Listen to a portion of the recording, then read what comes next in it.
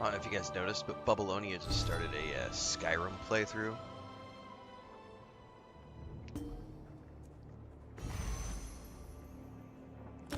Definitely make sure to check that out.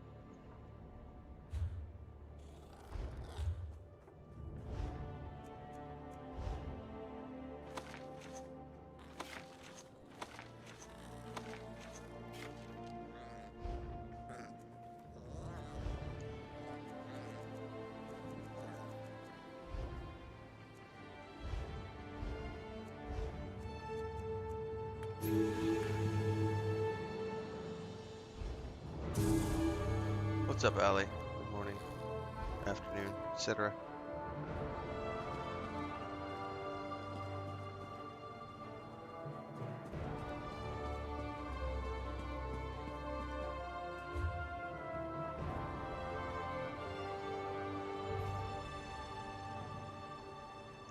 That is a long way away.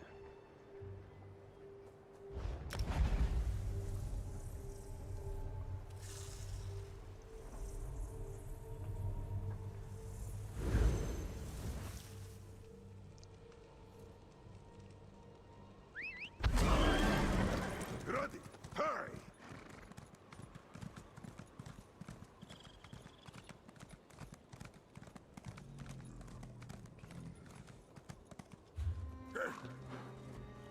Curve this way.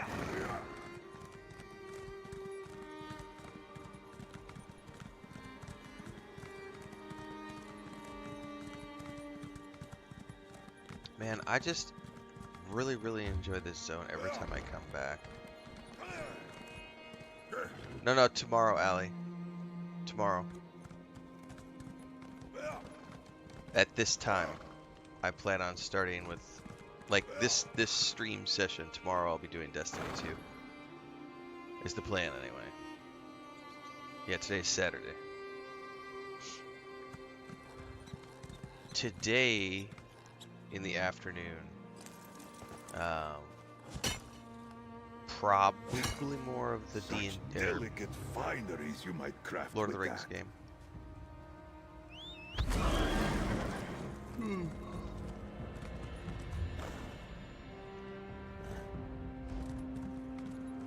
Modular Mammoth says that I was in their top 5 most watched YouTube channels this year on Recap. Nice, thank you. Appreciate that. The most valuable thing you have in life is your time, so I appreciate you spending time on my channel, watching things. Appreciate the fact that I have continued to be entertaining. Hopefully it will continue for years to come.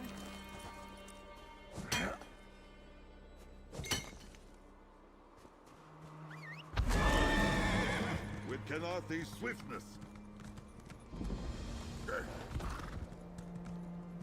Oh, no worries, Ellie. No worries.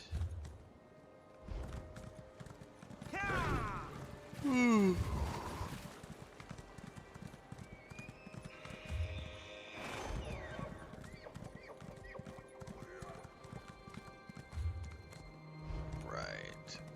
Now, I think she had asked me if I could avoid killing Vosh Racket to remain undetected. So one thing I wish this spell had was like an game spell. One thing I wish this game had was an invisibility spell or an actual stealth ability. I think that would be really cool. If there is, I'm not aware of it.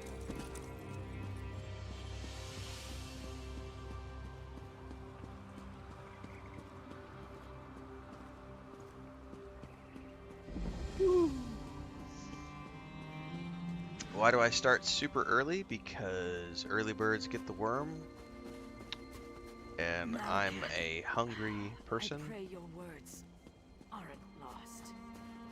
who has objectives to accomplish with my wife. Trying to buy a second investment property and set up the rest of my pension. So I get up early because I love what I do.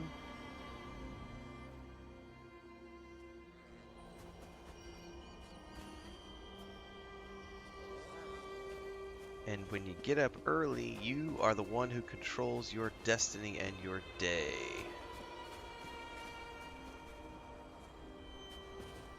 Or I could be lazy and sleep.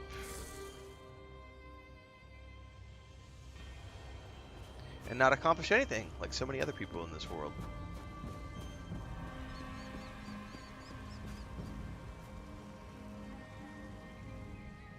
Vision fades. And yet, the Vosh Rock, they attacked our stronghold, crying for our blood. I don't think that's related to getting inside. There's an arrow there. I'm not sure what it relates to. There's another arrow up there.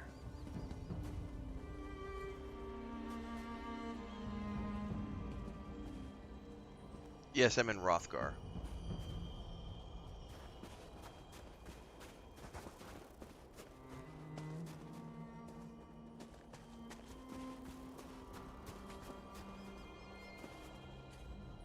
Yeah, I can't do anything with that. Oh, hang on. Is there another one up over here? Yes. How do we get up there?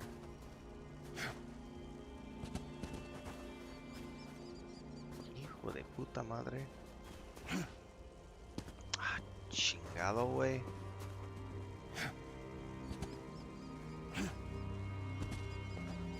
Doesn't want to let me get up there.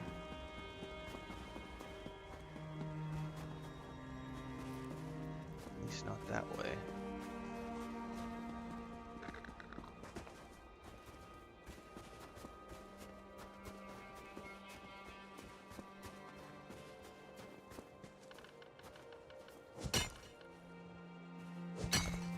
A useful find.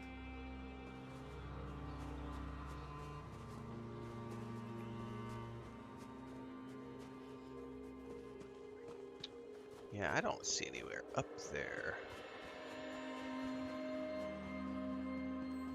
Oh, oh, oh, oh, oh, oh, oh, shit.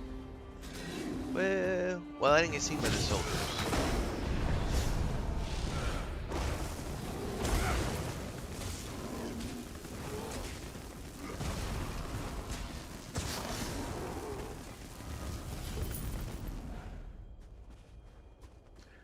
But here's more arrows. I bet this is leading me on a path to not being detected.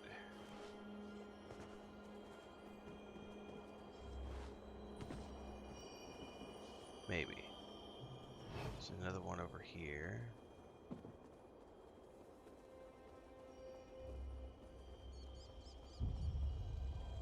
There's another one over there.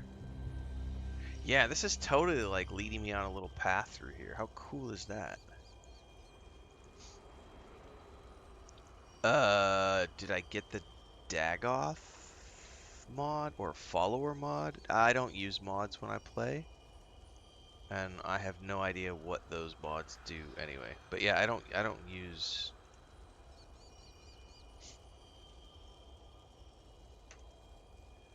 mods, so we play the games raw and wriggling as the developers made them.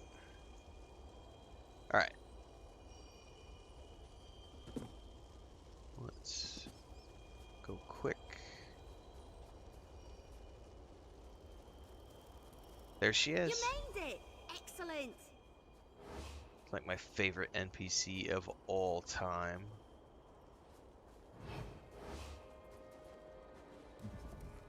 You found me! I knew you could do it. Did you like the trail I left for you? It was easy. Hide, release an arrow, move forward, repeat. And I was able to stay hidden the whole way. Sounds like you've got this hero thing figured out. Well, mostly. I did almost get caught that last time. Scared the leaves off my tree, if you catch my meaning. I dove down here to hide and wait for you to arrive. Worked a lot better in my head, truth be told. Did you learn anything about what's going on? I found out that the stronghold contains a large prison of some sort, but I have no idea where they hid the thing. Nothing around here looks like a prison to me. Oh, I did hear something Thanks, video game history. while I was sorting my arrows and waiting for you. A couple of Vosh rocks were arguing. One of them stormed off toward the Overlook. He sounded pretty upset with the cult. We might be able to get the prison's location out of him. Or, you know, he could alert the entire stronghold to our presence. Any other ideas? The cultists talk a lot. We might be able to eavesdrop on them and hear something useful. Or we can search the buildings and hope for the best. Either way, let's split up. We can meet back up after one of us finds something. If you discover anything useful, meet me behind the Great Hall. And try not to raise any alarms. The longer we can keep the Vosh Rock from discovering our presence, the less likely they are to start slaughtering any prisoners. So prisoners might die if I fuck it up. Gotcha. Another thing, going back to the... I'm sure I should probably do an episode for the series on how to make a living at this. There's another benefit to starting my streams when I start my streams, which is not the primary reason I do it. So one of the reasons I've always gotten up early, usually at 4 o'clock. That's usually been my start time for 20 years. I get up at 4 o'clock and I just start my day. I recently, about 2 weeks ago, started getting up at 3 o'clock instead of 4 o'clock. And I'm starting my streams about an hour earlier. The reason for that, personally, is because we are watching our grandniece Monday through Friday. And I'm trying really hard. I had a pretty traumatic leg injury a year and a half ago, and I had to go through a bunch of physical therapy earlier this year. I've gained a lot of weight. I'm not very healthy right now, and I used to be pretty healthy, running 5 kilometers 3-4 times a week, and I haven't been able to do any of that for a year and a half. And I've been trying really hard. I'm not 100%. I still have days when I have a pain and it's annoying, but whatever. But I'm trying really hard to get back into regular exercise. So I've been going out and running once a week for the past 3 weeks. I just did my 3rd run yesterday, each time increasing by a little bit. But because of the schedule with our grandniece and stuff, if I get up at 3, I can start my stream by 3:30, 3:45, and then I get a good 3 to 4 hour session in before I need to help Chris with everything else. Which is around 8 o'clock. So if I stream from 3:30 to 7:30, that's a 3-hour stream. And then I can stop at 7:30. 4:30. God damn it. 4 hours. This is what happens when you self-medicate in the morning. The dyslexia kicks in. If I stream from 3:30 to 7:30, I get a 4-hour stream in. So if I start at 3:30 and finish up around 7, which is when usually that's a good cutoff point for me, I can then go to the river, do a run, or do some exercises here, or go to the park where I can do pull-ups and stuff. And then I'm back by 8 o'clock. I help Chris take the grandniece to school. We come back, we have breakfast together, I take my shower, and then I will do some video production, and then I take a nap. And then I can come back, wake up around noon, go help Chris get my grandniece from school, come back from school. I try to cook lunch half of the days of the week so that Chris has a break. So then like yesterday I cooked lunch, and then I will then come back and do another stream in the afternoon for another 3 to 4 hours, usually when Chris is outside doing all of her homestead chores, chicken coop, collecting eggs, cleaning all the duck stuff, like all that stuff. So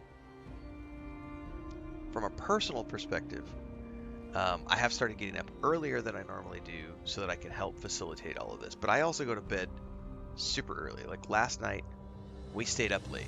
Late for us was we watched a movie last night because it was, our grandniece went home for the weekend, and so we had a night to ourselves, and Chris asked if we could watch a movie. So we watched One Battle After Another, I think is what it's called. It's a new Leonardo DiCaprio movie. Phenomenal movie, by the way. I'll have the review out later today on YouTube. We started, it was like a 2-hour and 40 minute, like a 2.5-hour movie. So we finished, it was like 9:30 at night, which for both of us is way late, because we're usually in bed by... I'm usually in bed by 7:30. Chris will often stay up till 8:30 or 9 if the grandniece is needing her to be awake, because she sometimes doesn't like to go to bed early. But from a practical standpoint, there's also another reason why I like to start early, which is because I like to cultivate an international audience. Um, and I have just over 4 years of doing this full time.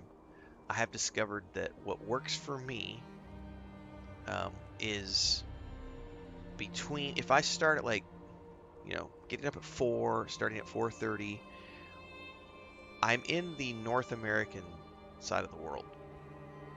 But there's not a lot of people who are streaming that early from the North American side of things.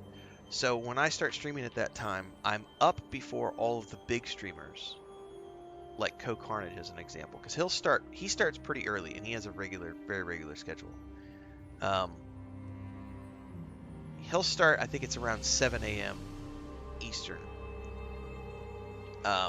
which depending on the time of the year for me is like 6 in the morning or something. So if I start at like 4 in the morning, I get a good 2 hours in before he goes live, and I'm getting audience members that would otherwise go watch him, and that's totally fine. I watch him a lot too. But that way I can get a couple of hours in before all the big streamers start going. And then I'm also getting an international audience because I'm getting early morning risers from the US. We have a pretty healthy oceanic audience in our morning streams. I think we have like Thaindar, Ali are both Australian. JK is New Zealand. We have quite a few other Australians in the audience from time to time. And then I get Europeans who are in their afternoon to evening slot. So, correct, exactly, Ali. Looking at this slot in particular, I get a pretty rounded international audience, which is very, very good for me because I'm a variety streamer. And I do a lot of different things on the channel. We do movie reviews, TV show reviews, discussions about things, and we do a lot of different games. So by fostering an international audience, I have a diverse community, and as a result, I feel like we have a very healthy and robust gathering of intellectuals who appreciate the good things in life and who aren't here for the wrong reasons. Because I have found, conversely, that when I stream in the evening hours or in the late afternoon, evening hours, I will get a much more North American audience. Not a bad thing, but you are limiting yourself by only having one type of audience. And then also, I have found that depending on the game we're playing, the North American audience can sometimes be, without getting political, there's a big difference between the education system in the rest of the world and the U.S. And I feel like we sometimes get a more trolly audience when we're only hyper-focused on that U.S. demographic. So I don't, care to cultivate a U.S. demographic. I prefer an international demographic. Before I did this for a living, I was a travel content creator, a travel influencer, travel blogger. I have lived in many countries over the years. I've had a 8-year relationship with a Bulgarian. I've been with Chris for going on 15 years now, Mexican and Latin American, so I definitely have a international vibe, if that makes sense. I mean, I just appreciate culture, and I think that we have developed a pretty good culture because of that. So there's a lot of reasons why I get up and start early, both from a business perspective, but also from a personal perspective. But even before watching our grandniece, we've talked about this before, I have been getting up at 4 o'clock in the morning for years. And I talked about that, I think maybe a week ago, when I used to freelance when I was in my 20s. Getting up at 4 o'clock in the morning and getting my client work done before 7 or 8 a.m. meant that I could be on the beach, smoking a joint, having a run, going to the bit gym, all by 8 or 9 o'clock in the morning. And then by 10 o'clock in the day, I'm free for the rest of the day to do all of my stuff. So I would wake up early, get my client work done, go to the beach, go to the gym, and then after that, I would be able to go out and do all of my own personal photography, go visit the restaurants I wanted to go to, and create content for my travel blog. And that's how I built my my brand, that, you know, all those years and years and years and years and years ago. But even before that, you know, I worked construction as a third generation contractor for 20 years. So, and then on a dairy farm before that. So I have always, my whole life, gotten up before the sun comes up. And for better or for worse, even though I do not get along with my old man at all, that is one thing I can say that I at the very least picked up from him, which is no one's going to give you anything in life. And if all you do is sleep in and watch Netflix, and if you're lazy, you're never going to accomplish anything in life. And I'm not a millionaire, but I have been successful enough to pay everything off, do all the things I wanted to do. I don't have a bucket list because I've already done all the things I wanted to do in life before I was in my mid-40s. So now I get to sit here in my mid-40s and do this, which is, for me, I mean, I'm not retired, but is this really work? Like, I mean, I do put in full-time hours, but is it really work? Compared to all the other things I've done in life. I made that comment maybe 6 months ago. I did a YouTube short about how, you know, I grew up shoveling cow shit. So for me, playing video games, even the worst video game in the world is better than shoveling cow shit at 6 o'clock in the morning with your dad yelling at you that you're going too slow. Like, I'm sorry. The worst video game in the world will always be better than that. Or being on a job site, you know, at 4:45 in the morning when it's negative 30 degrees outside and you've got a space heater going to warm up your workspace. You've got a bucket heater in your bucket of water so that you don't freeze your hands off when you go to use your sponge to wipe the tile off or grout. I don't miss any of that shit ever. So, why do I get up early? All of those reasons. Should you get up early? I don't really think it matters to get up early. The most important thing is just take the world by the horns. You and only you are responsible for your destiny. Like, there's nothing standing between you and success but you. So you just have to figure out a schedule that works for you and go balls out. People's priorities are funny though, they just don't know. That's true, Thaindar. Adara says I look great in your mid-40s. The whiteness in the beard makes me look a lot older. And if I shaved, I would drop probably 15 years, but I don't mind. Like, I really don't care. Chris was laughing at me because I went, I think it was 2 days ago. I went out for a walk, went to the park, did my exercises, came back, and I was all sweaty.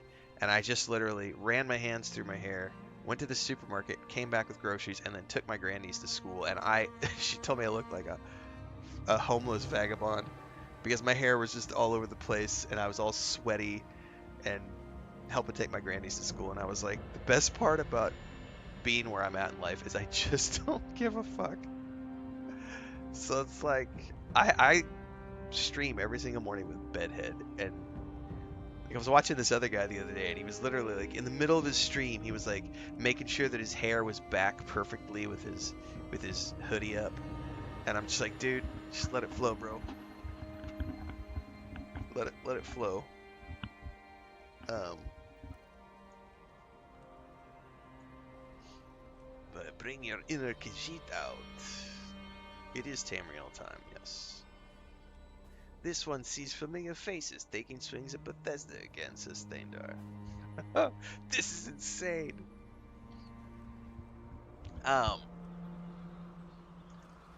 Yeah, by the way, this is not the first time I've asked this question. When I was living in Playa del Carmen, I had a business partner who became a friend of mine. I had been hired to teach a workshop, a three weekend workshop on social media, brand building, all that stuff, and at this co-working location in Playa del Carmen, Mexico. And so we were down there, and after the class was over, I had several consults, and one of the consults ended up being a guy who had a he was asking how much would it cost for you to come on and help my girlfriend and I with this project that we've been working on for the past few years. And I looked at it and went, you don't actually have to pay me. Just make me a 30% partner, and I will come work with you guys on that project because that looks really fun. I want to do that. So they brought me on, made me a 30% business partner, and I spent the next year and a half working with them. We took their Facebook page from 50,000 people up to 150,000 people over the course of a year. We did 3 ebooks and a whole bunch of merchandise and everything else. It's a great project. But he was always boggling because they lived, I don't know, like six houses down from us around the corner. But I've always gotten up at 4, and so I'm up at 4, and my workout routine used to be a little different there, where I would get up at 4 and I would do fasted cardio. So I'd be outside at 4:30, and I would be running my 5 kilometers around the block, and he would be barely, sometimes not even really awake yet. Like, there goes Tim.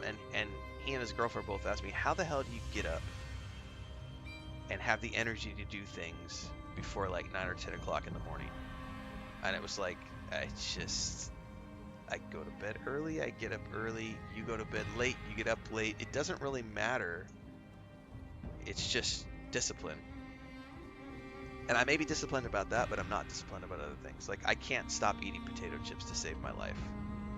And I literally have a burned inside of my cheek from yesterday because I love French fries, and I made a bunch of French fries yesterday, and I was just like, they were way too hot, and I horked them down and was like, I totally like burned the inside of my cheek yesterday. That's not discipline. So I have discipline in some areas of my life, but not others. Anyway, that's a good episode to go into the how to make a living.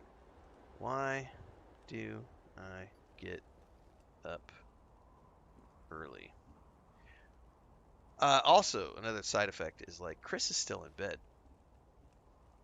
It's her day off. She'll probably sleep till 7. So by getting up early, I've always had 3 to 4 hours of me time. And that's usually when I get shit done. So 2025 was the first year I didn't write a book. It's the first year I haven't written anything professionally.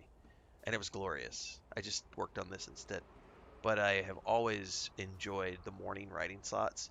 So I like to imbibe a little bit, if you know what I mean. And wake, bake, work has always been my philosophy. I like to get up early, have a little bit of motivation, drink my coffee, and then I'm immediately at the keyboard working on something creative.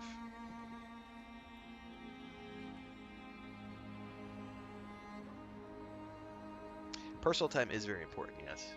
From a professional standpoint and creatively. Like, it's nice to have your own headspace, doing our thing. Because, I mean, we live together, and we are together 24/7. Like, she is here all day. That's her life is her homestead. That's what she asked for in life, and I worked hard to get her that. And she is happier than a pig in shit doing that. Tired sometimes, but yeah, like, we don't have kids, and so watching our grandniece is a great joy for her. We've been very public about that. We had an ectopic pregnancy. God, it's been 10 years ago now, and we can't have kids. After that, they had to take out one of her fallopian tubes. She had a pretty traumatic surgery. We documented all of that. That was all when we were still doing travel blogging. And so we can't have kids. So it's, for us to be able to have our grandniece, it's a great time for that. So she has her personal space. I have my personal space. I'm here in the office. You guys see Chris. I mean, she's on stream every single day. But it is very important to have your personal space when you live together and work together. Because we've worked together on multiple projects over the years. We did the last game dev project she worked on with my brother and I. And then we worked in the travel space together before that. We managed an Airbnb before that. We had the tour agency. She was a public speaker alongside me. It is very important when you work together and live together with your significant other that you have personal space. And that's another great thing about getting up early. It's just, I get my space, and then she has her space, and then we just meet up a couple times a day to do things together. It works pretty good. We've been doing it for, like I said, about 15 years now. And we have I would like to think we have a pretty good routine. But she is not an early riser. And she's not a nice person until she's had coffee. So, Chris is definitely before we had the homestead, she was, 9 o'clock, 10 o'clock in the morning. But stays up until 2 o'clock in the morning. Whereas I am if the sun is down, I need to go to bed. But then I'm up with the ass crack of dawn.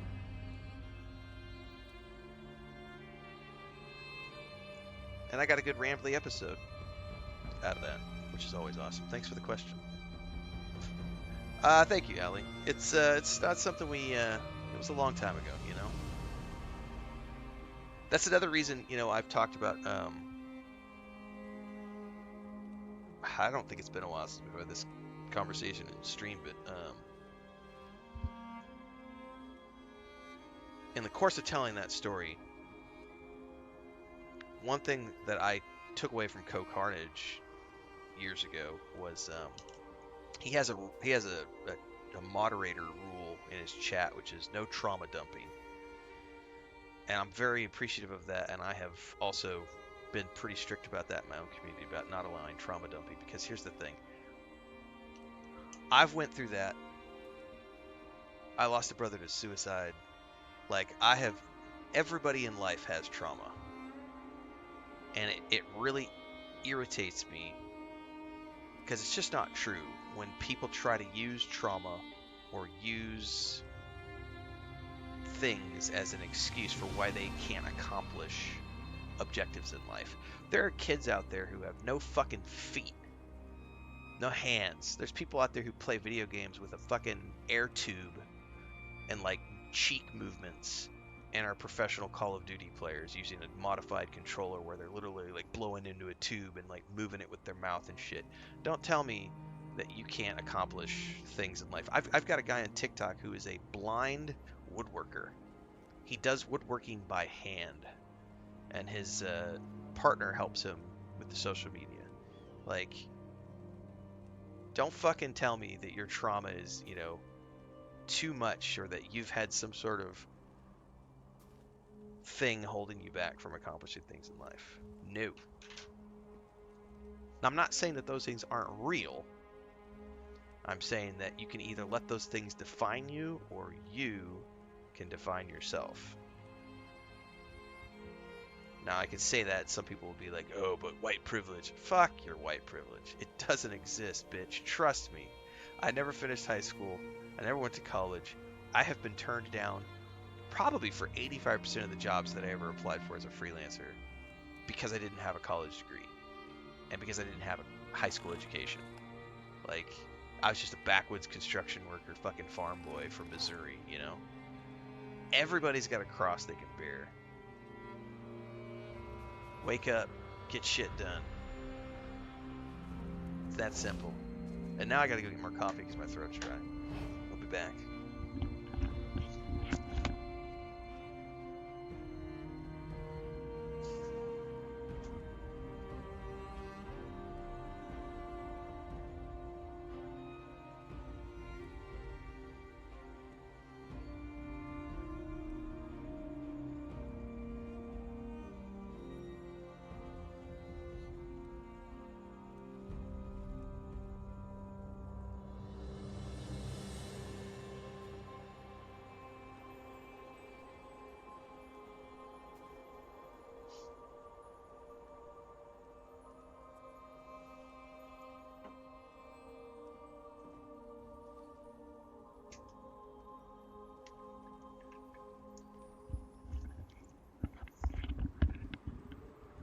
She's actually up in bed already, which is odd. She's normally not up this early. She's on her phone. NR says, my schedule is stay up till 7 a.m., take out the dog, feed dog, go to sleep for 7 hours, wake up at 3 p.m., go about my day. As long as you get shit done, that's all that really matters.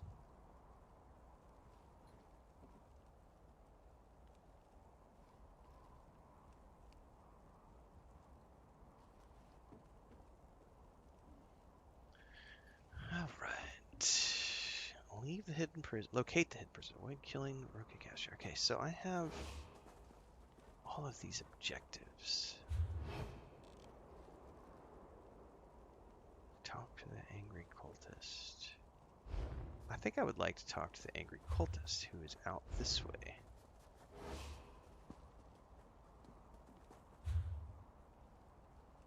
I bet I have to go out with the same path that I came in, other than the arrows are no longer marked. And we now have enemies.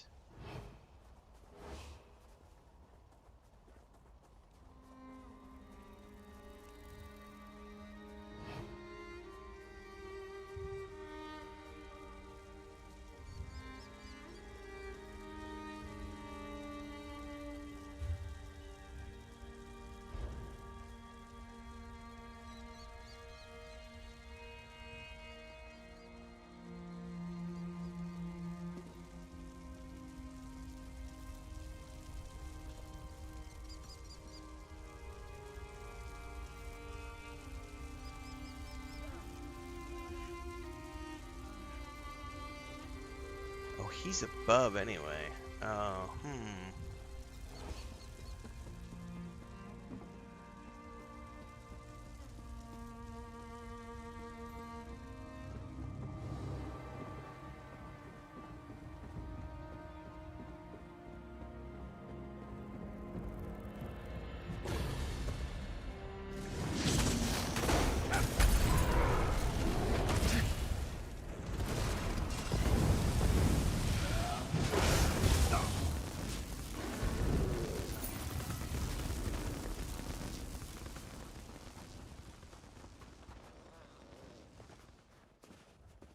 I see the arrows are gone. That's slightly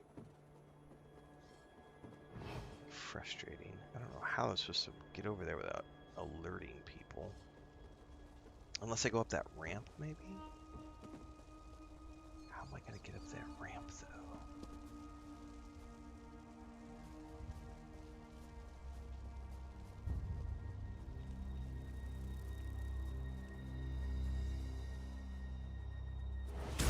No, no, wrong thing, wrong button. Wrong game.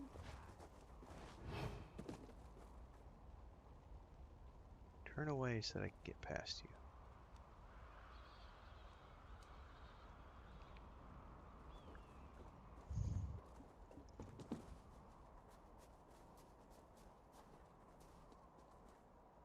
Is he literally up? Oh no, I've got to get up there somehow. Without alerting people? That's just not possible. I have to take those 3 out.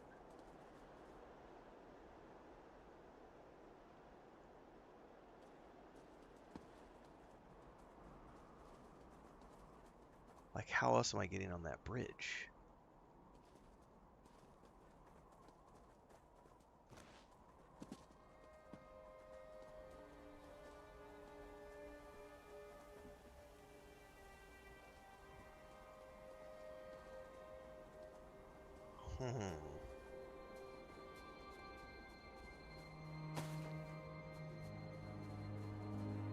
I wonder if I can sneak past them, because those 2 are only facing that way.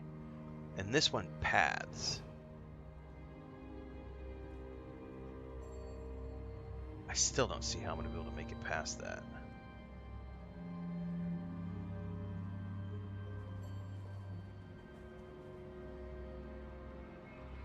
Fuck. I'm doing it.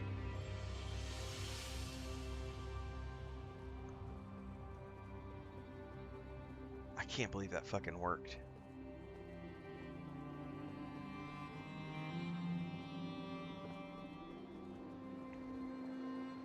I'm not a stealth character. I cannot believe that that worked.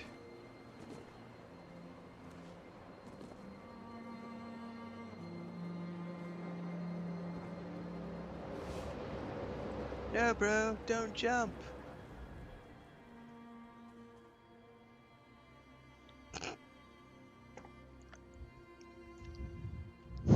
Sorry. That first option. Oh, my cheek hurts. That first option. Push him off the ledge. Just wanted to ask you a few questions. What? Who are... Hold on. I'm not like the rest of these cultists. They forced me into this. Said they were going to kill me unless I converted to their cause. You've got to believe me. What about that disagreement you had? Listen, I'm not like them. Look at me! Do I look like an orc to you? I was a prisoner. They forced me. Join or die, they said. Oh gods, why is this happening? I don't want to die. Tell me how to find the prison. The prison? That's what we were arguing about. I said it isn't as secure as they think. Oh, sure, the main gate is impenetrable, but there are other ways to get in. They don't care. Who'd be dumb enough to jump into a prison, they said? It's below us. The prison is underground. The well leads directly to it, but it's pretty deep. I wouldn't recommend just jumping. Oh, gods. Please, don't kill me. I told you what I know. Let me go. Please. You better not raise the alarm or I'll find you. Thank you. Thank you so much. I'm going to get out of here the first chance I get. Alright, something about a well, but I got a rendezvous.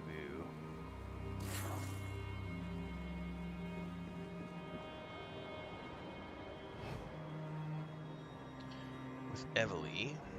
Oh no! Are you fucking serious?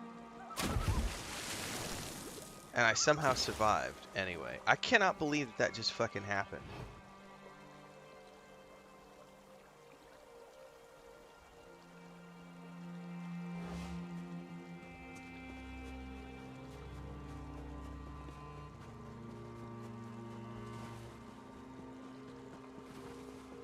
I gotta be careful because there was definitely mobs over here. I better go across over here.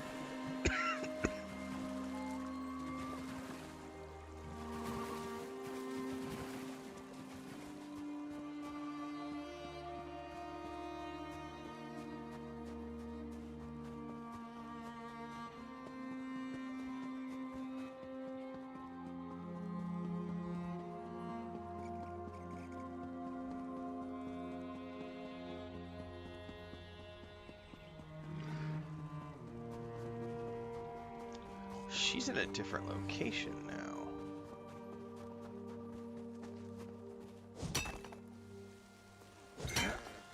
Such potential from the veins of Nirni.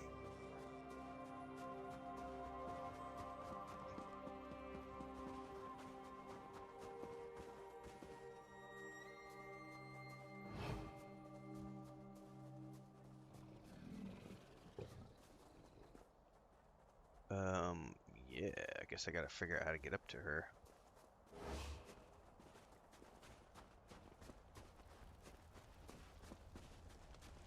Over here.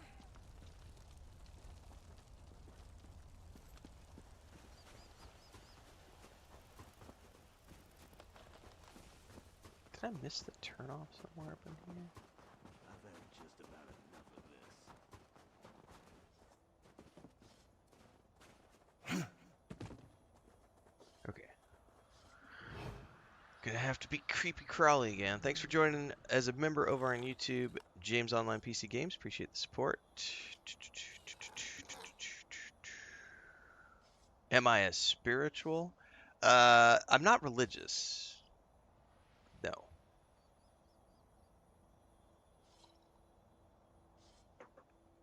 I am not religious. Spiritual is a good question. That's I wouldn't call myself an overly spiritual person either. I don't really focus on the metaphysical, if that makes sense. I'm definitely more of a realist, pragmatist, maybe. I don't know. I'm sure there's a terminology out there for the way I live my life. I just pretty much believe in science and things I can see and touch and feel. I think it's interesting to get baked and talk about things like, oh, there's, you know, the origin of the species and mushrooms and everything Terrence McKenna said and Alan Watts, and I think that there's interesting discussions that could be had. I think there's interesting conspiracy theories about, if you look at all of the religious texts in the world, they all share some sort of common denominators. There's interesting stories they all share. I think that I really appreciate the Carl Sagan look at things. I don't think I can jump up there. I'm gonna make a good attempt. Yeah, I don't think that that's possible.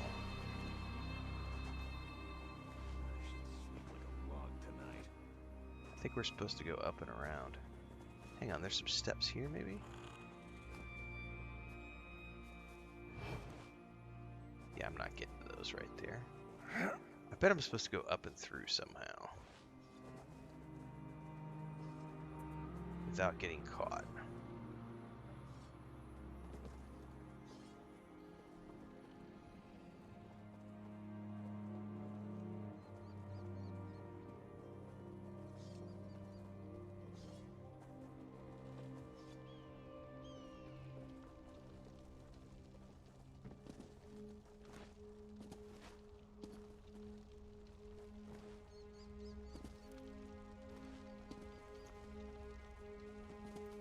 She is up in there, so I gotta figure out how to get up in there.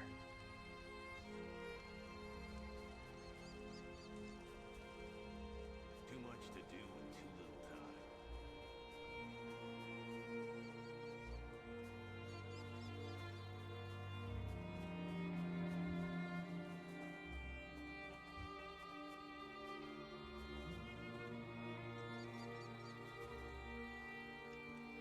Yeah, I also think that is something to be said, which is the spiritual world, quote unquote, is quite dirty right now.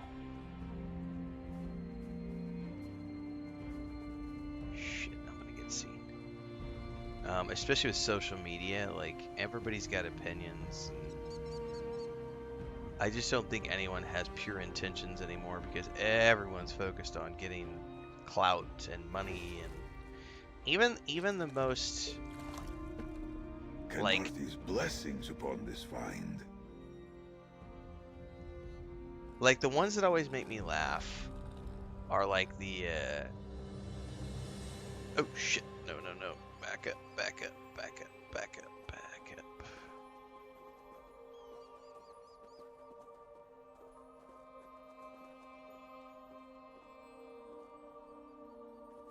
Are you fucking coming all the way over here, bitch? Let's go fast. People who they promote off-grid living, right? And yet they have a $7,000 MacBook Pro.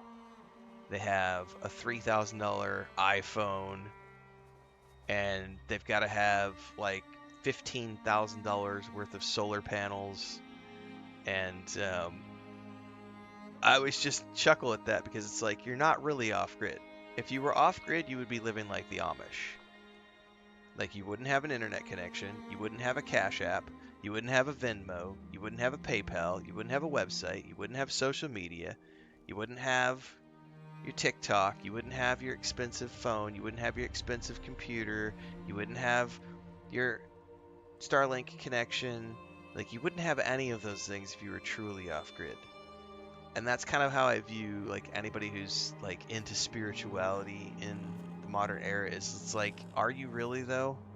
Because if you really were, you'd be living off in the jungle doing ayahuasca, and you wouldn't care about anything on the material plane whatsoever. You wouldn't care about having a social media presence, or whether or not your teachings are, you wouldn't care about any of that. You would be off in the jungle, having orgies, and drinking jungle juice, and connecting, man. I just, yeah.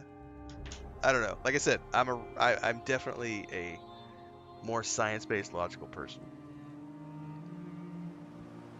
I like to study the human condition. Did you learn anything about the prison? I gathered some interesting information, but nothing that helps us at this exact moment. Well, the prison is underground. Underground? Like in a dungeon or something? I hope you don't expect Thanks, me to grab Ishmael. a shovel and start digging. I don't do that sort of thing. There's a well. We gotta find a way to climb down. Then this must be our lucky day.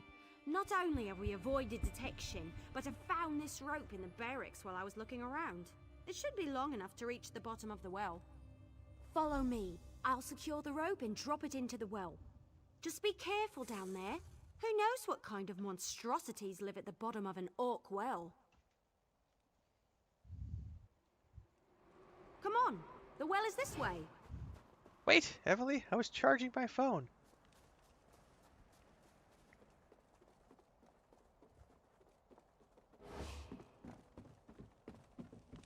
I'll hang back and look around up here a little more while you head into the prison.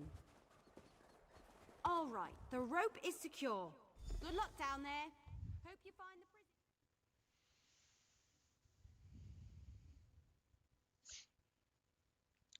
Well, welcome aboard, Adamine. Appreciate it. For everybody tuning in for the first time this morning, we are live on YouTube, Twitch, Kick, and TikTok, with Kick and TikTok being the recent additions to the live streams. 4 years full-time in February on YouTube, 2 years full-time on Twitch a couple months back in October. Everything in between streams happens on YouTube, so get over there. Alright. Interesting use of a rope. Remarkably convenient, too. I'm surprised nobody tried that before. You're not a prisoner. I know everyone they tossed down here, and you're definitely not with the Voshrock. All right, I give up. Who are you? Well, you're Winnie the Pooh, and I'm Tigger, too. Me? I'm no one. Just a humble engineer who built and maintained this prison. Before they tossed me into it, that is. I've been able to avoid the dangerous prisoners, at least so far. Lucky I literally know this place like the back of my hand. Well, I designed it, but most of the heavy lifting was done by the orcs of Clan Farin.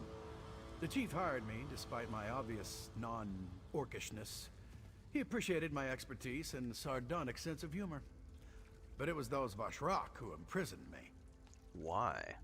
Well, not just me. They threw a lot of the clan members down here. And then the bastards, they opened the cages. Let the actual prisoners loose. It was some kind of sick game to them. But I never heard an alarm. You must be stealthy as a shadow. Trying to help get people out of here. Can you help? Well, this elixir might come in handy.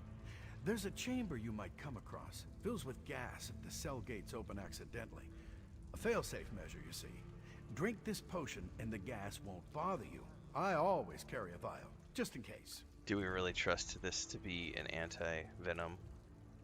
Or is it going to knock me out and put me in a cell? Either way, we're going to have an adventure. Ah, it tastes like barf, but works like magic. Oh, there's also a spike room. Amazing defense mechanism. Unless you're in the chamber when it activates. Remember that it resets if you don't turn the 3 valves fast enough. Way around it? No, not if you want to make it through the prison. But there's a 4th valve hidden around the wall near the exit gate. Close that valve before the others, and the trap won't reset.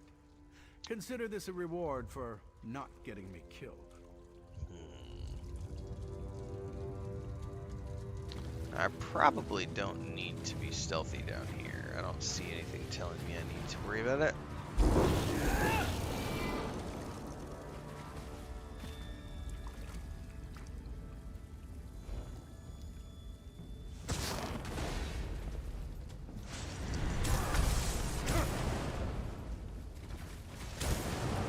You are a knave and a cheat.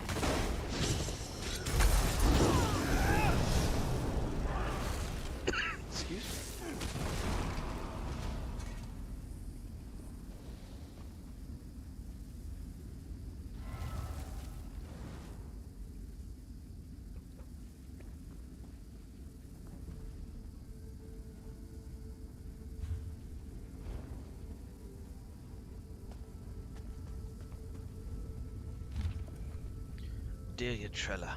So how's my favourite sister doing?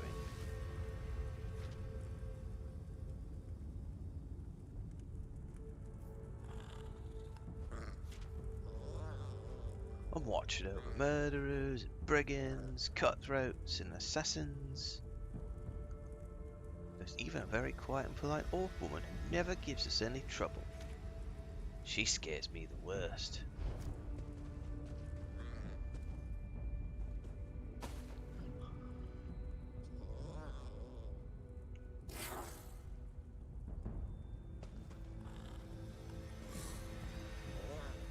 Dude, this little cub is so fucking cute playing with this little butterfly. That was well worth the 2,000 Endeavor points that I spent. And you will not convince me otherwise.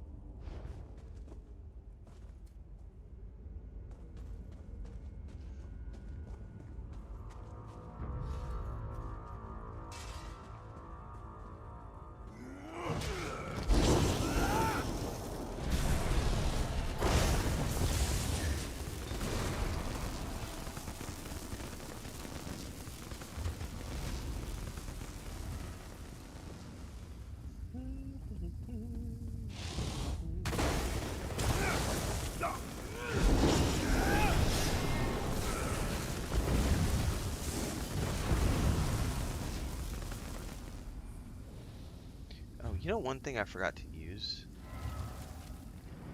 If I have any. Oh, I also need to claim all my shit.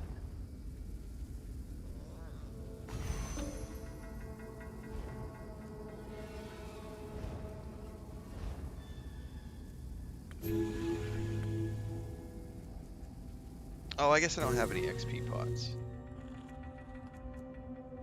I thought I did.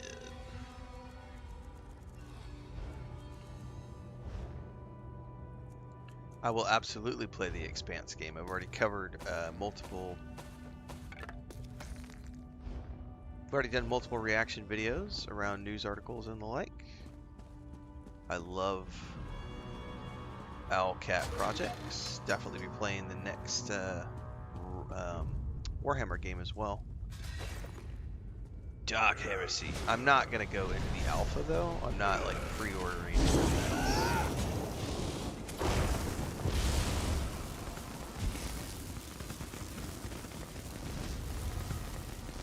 At least not Dark Heresy. I may pre-order the Expanse game. I haven't decided yet. I'm debating. Is that the best you can do? My hearth mother hits harder than that. She's dead. But it's so far away, I'm not really... You would. If I didn't know any better, I'd think you liked me.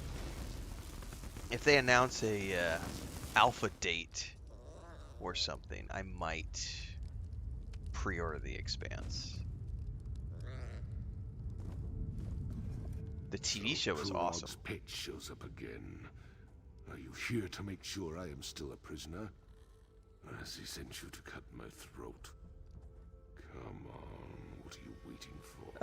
No, it doesn't make Star Wars look stupid. Don't you have Star Wars is different. So is Star Trek. Those are like high fantasy science fiction, whereas The Expanse is what you'd call military sci-fi or hardcore sci-fi. Yeah, it's not about... Yeah, it's just...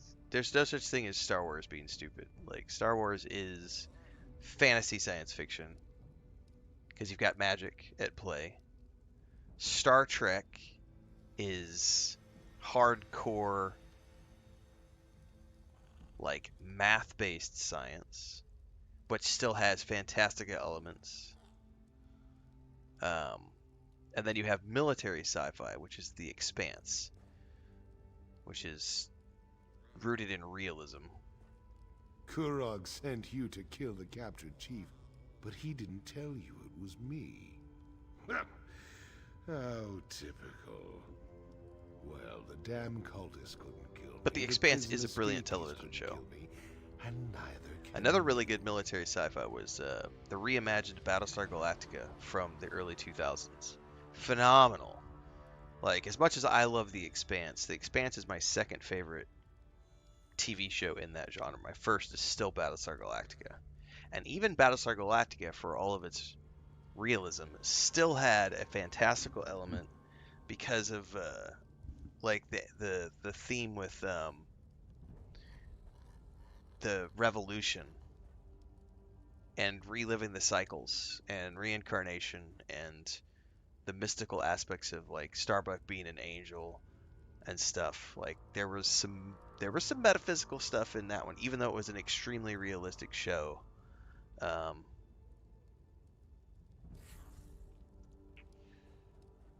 Yeah, yeah, it's like a closer timeline, whereas Star Wars is in a galaxy far, far away, a long, long time ago. The Trinimac priestess. She's just like the idiots who attacked my stronghold and threw me down here. They released my prisoners and made a game out of letting them torture us. But the joke's on them.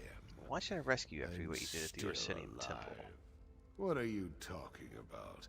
After I left Orsinium, I returned here just in time to watch the Voshrock overwhelm my stronghold. I've been a prisoner in my own dungeon ever since. Definitely didn't have time to do anything at the temple. Northern Skoden says, I played this game for a few months some years ago. I gave up because I didn't know how to level my spells and armor. You just put points in them. That's nice. I have adoring admirers, but I had nothing to do with them or the temple. Now do you want to chat or do you want to get out of here? My arms hurt, so climbing up the well is right out. We need to find another exit. Sounds like you've got a suggestion. I do indeed. But the prison defenses are still active. That's going to make getting out of here a bit tricky. Lucky for you, I'm here. Alright, let's go find the exit. First, we need to get through the Chamber of Scorn, where we keep the most dangerous prisoners. Chamber's protected by poison gas. If we run into trouble, you'll have to deal with it, what with my injured arm and all. Oh, that stuff will fade, Adaris. It'll fade. I say that because the brother I mentioned earlier was a huge Jack Johnson and U2 fan, and I couldn't listen to Jack Johnson or U2 for about 3 years. Because every time I would listen to a track from either of those bands / artists, I would just lose it and start getting extremely depressed and sad and weepy. And it took me about 3 years, but it will pass. I promise it will pass. Forgot about them. Oh, Blasted engineers always making upgrades. Okay, there was something about 3... 1, 2... He said there was a 4th hidden one. I see an arrow right there on the wall.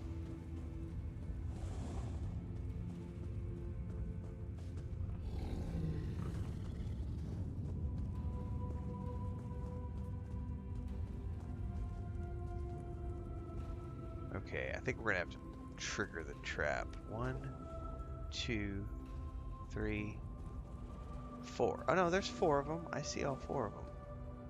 I don't know if there's a specific order you have to click, though.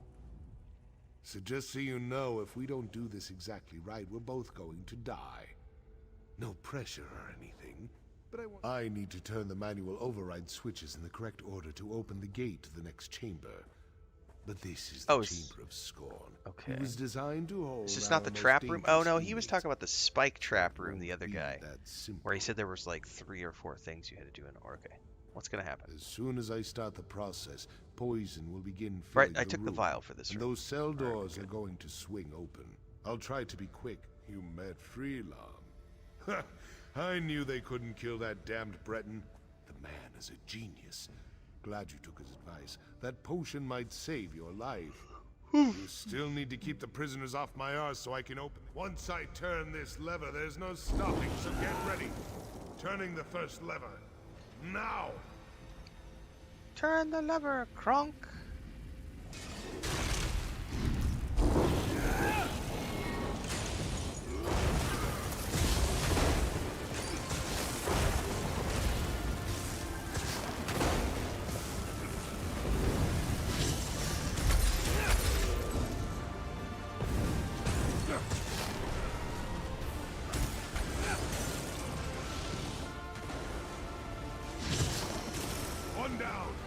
I'll get the next one. Just keep those prisoners away from me.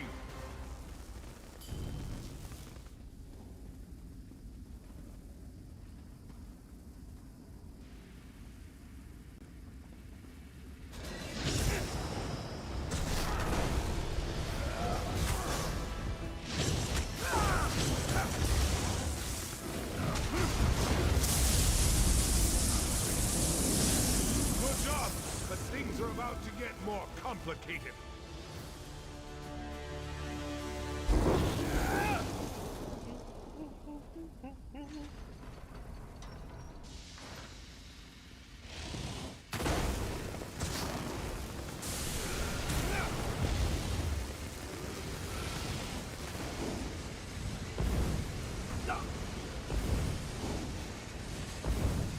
One more lever to go.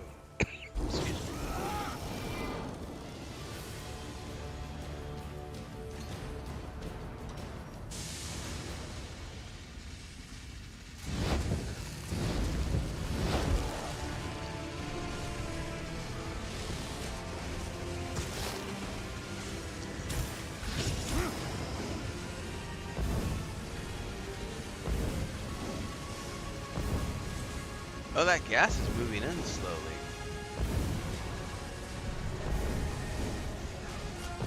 All right, that's done. Let's keep moving.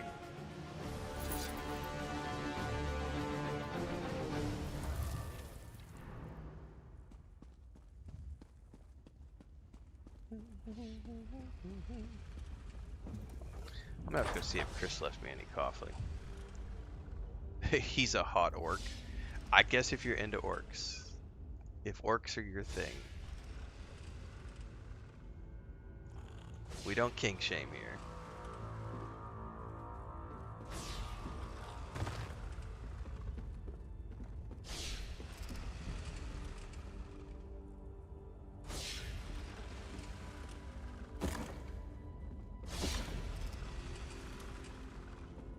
Alright, this is the spike trap that he said something about 3 levers.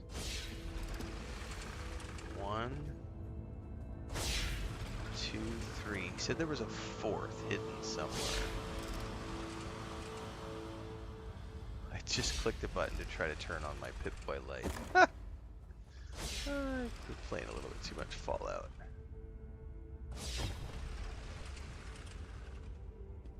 One, 2, 3.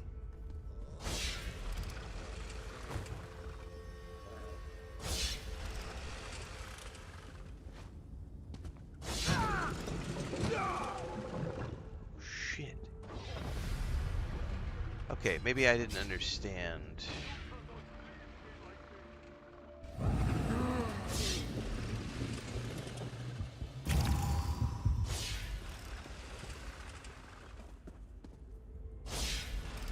I definitely didn't understand something.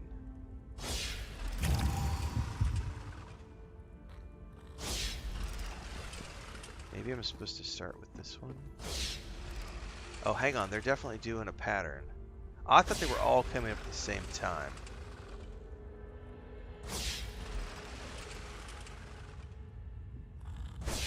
The third one, it doesn't go. So, 1, 2, and then the third one, it doesn't go, so I can run in. God damn it. Man, you really have to be...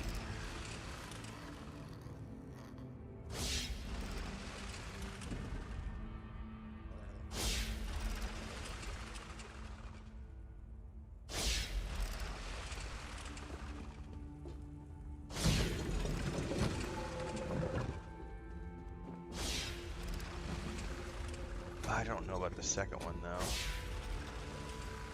How does that work?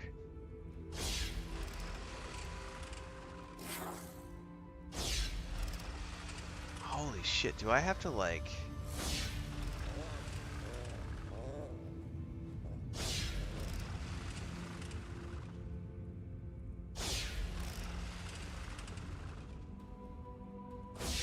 Okay, and then...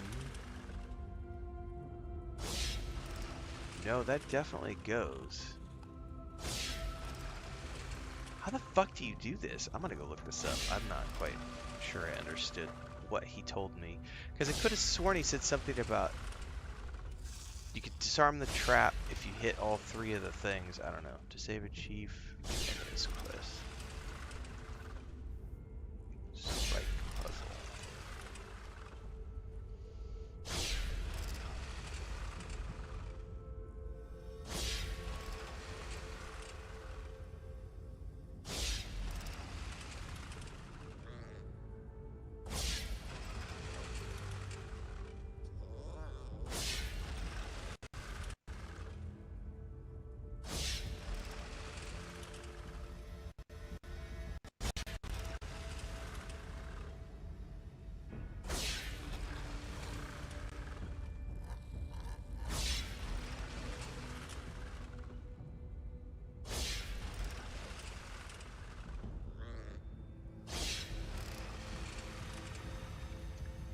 That's mildly annoying. I'm not a fan of this puzzle.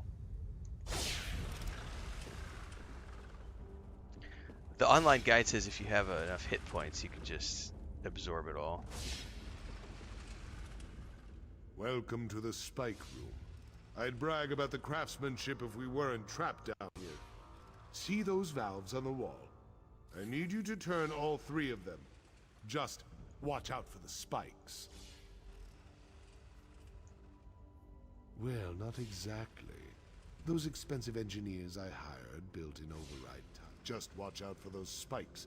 They're reinforced metal sharpened to razor points. Okay, your engineer mentioned a 4th valve. Clever bastard. That must be the valve near the exit gate. If I'd known. Okay, that doesn't help me any. So now these are highlighted at the very least. So I just was missing needing to talk to him.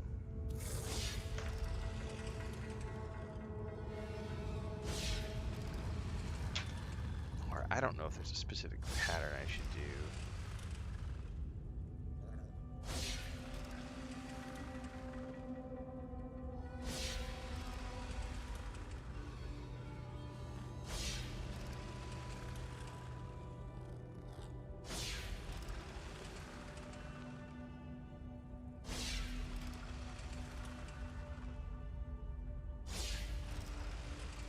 And then 2 after that.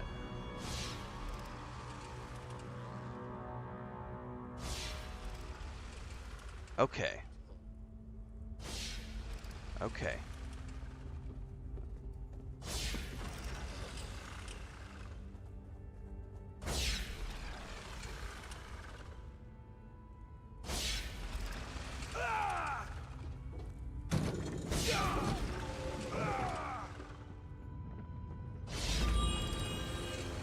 I'm not gonna fucking make it.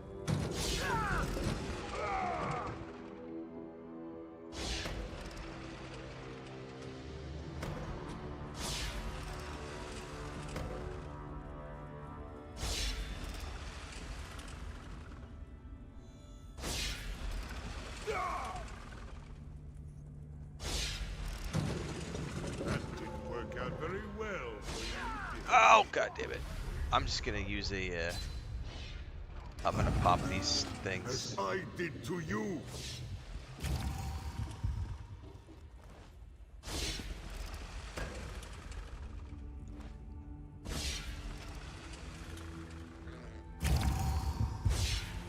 Can I not? I can't even turn this one, can I?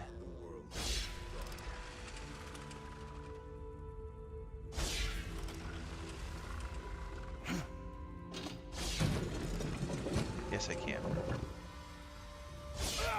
Okay, but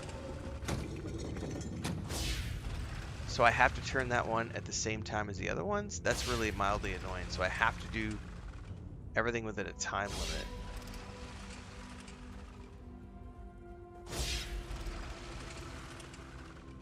I understand the time limit for the first 3. But also to have to do it for here, that's really annoying. Can I just open the fucking door? Nope. I'm gonna get spiked.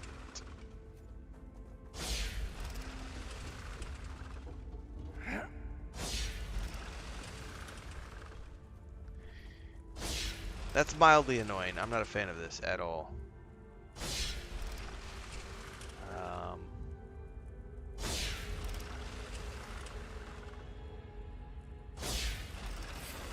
Oh, I keep getting fucking hit by those. Oh, I fucked it up. I fucked it up. Jesus.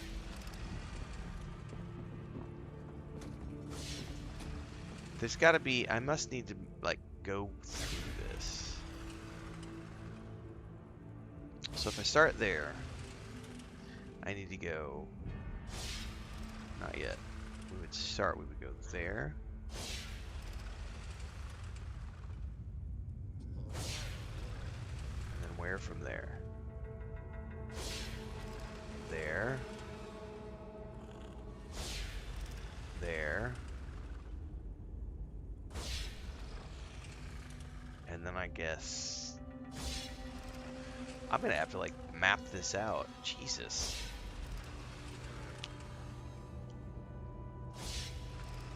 So we're gonna start.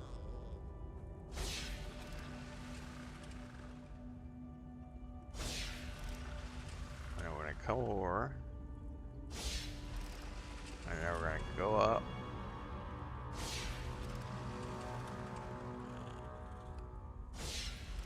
There's no way. Whatever, I'm gonna attempt to do this and see what happens. See if I can do it this way.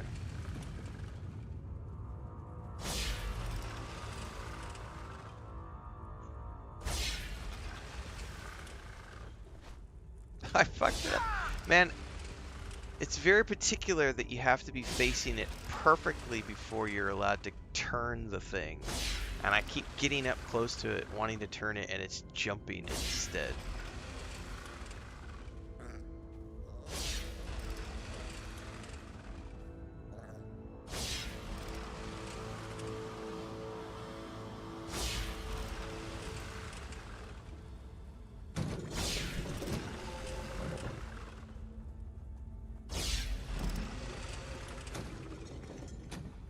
See that shit?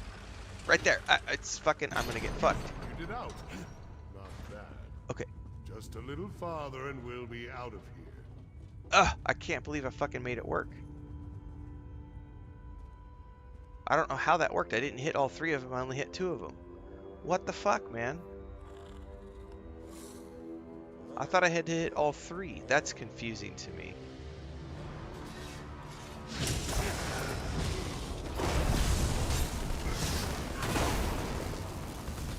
I thought I had to hit all three in a time limit.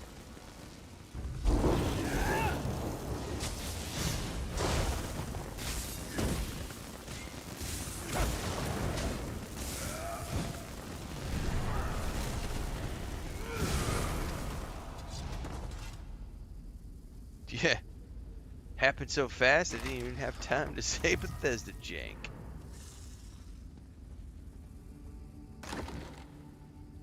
I think many people are also waiting for a Starfield. I don't think we're getting any Elder Scrolls news. We could potentially get some Starfield news. But Elder Scrolls Online is still 3-4 years away. Not Elder Scrolls Online, just the next Elder Scrolls game is still 3-4 years away. So I highly doubt we're going to get any news. Especially if you went and watched the Games Radar interview that Todd Howard just gave a few days ago. He talked about how the Fallout show was a greater success than they hoped it was going to be. And they are primarily focused right now on making sure that all of the new fans coming into the franchise have a place to go play Fallout games, which is why we've seen a huge focus on Fallout 76 and the Fallout 4 Anniversary Edition. And he said in that interview, their primary focus right now is on ensuring that they can maximize the potential of the Fallout brand with existing Fallout properties. Meaning, all these people are like, you need to hurry up and make the next Fallout game. It's not going to happen. They already have several extremely large Fallout games already out. that are literally great games and ready and waiting for new customers. So it's a smart business move from their perspective to tell people, we're not doing another Fallout game right now. Like, it'll come eventually, but our focus is on ensuring that this huge audience that we get. Do you know what CD Projekt Red? They didn't rush out and make a brand new Witcher game just because the Witcher show came out on TV. Like, The Witcher 3 had been out for years. By that point, Cyberpunk was their primary focus. The Witcher TV show comes out. Witcher 3 surges back up to being more popular on Steam than it was at launch. That's the power of a good TV show. Witcher 3, Game of the Year, won every fucking award that it could potentially win. And even that game was bigger than it was at launch after the Netflix show came out, and it pushed it even higher. So, as big of a success as Fallout 4 was, Game of the Year, all of these things, that game has surged in popularity because of an extremely successful television show. And the MMO that they have, surging in popularity because of that. And the mobile game that they have, surging in popularity because of that television show. Why would they spend energy on trying to rush a new Fallout game to market, because it's going to take 3 to 5 years minimum, if they were only focused on one game? But they're already balls deep in Elder Scrolls 6 and in the next Starfield DLC. So they're, a new Fallout project is not going to happen. It's years away. It's after the Elder Scrolls gets done. So right now, we've got, it's highly more likely that we're going to get a Starfield release date or preview or something during the Game Awards. I don't think we're going to get any sort of Elder Scrolls 6 news, and we're definitely not getting any sort of Fallout news. Bethesda has a very smart marketing team. And what they are doing right now is very smart, focusing on the existing properties that they have.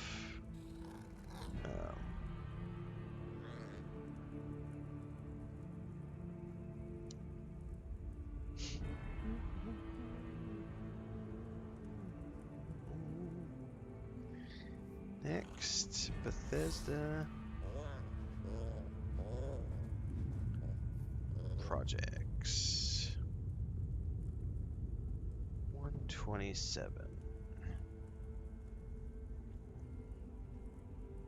ZeniMax and Bethesda, it's all the same thing. It's all the same thing.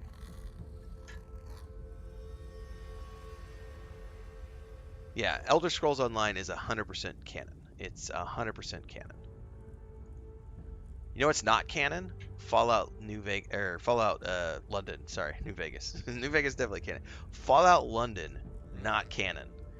Like, all these people who are like, Renfail, you should play the Fallout London. Why? It's not canon. Why would I want to play something that's not canon? Like, canon is Fallout 1, 2, 3, New Vegas, 4, and 76. That's canon. All of your mods and all this other stuff, those aren't canon. I also don't agree with the people who complained that Bethesda put out the Oblivion remaster because, oh, poor Skyblivion modders, they should be prioritized. No, they shouldn't. It's not their fucking IP. They are literally taking someone else's work and trying to profit from that in some way, shape, or form. Like, I have no sympathy for the Skyblivion devs. Like, I have no desire to play Skyblivion. I went and played the Oblivion remaster. Why? Because it was an officially sanctioned project by Bethesda working with Aspire or whoever the company was who did that. Like, people want to work on mod projects in their spare time. That's great. Don't complain when the company who owns and operates the IP does something with their IP. You lose the right to complain about it when you're working on someone else's IP. When you are modding someone else's IP, you have zero rights. You have zero anything. You don't own the trademarks. You didn't create it. You don't own the canon. You don't get to dictate what can and can't be done with the IP. So yeah, I'm more than content to just sit and wait until the next official Bethesda project comes out, whatever that might be. I like Bethesda games. I will play them until I'm dead and in the grave, or they no longer exist as a company. Like,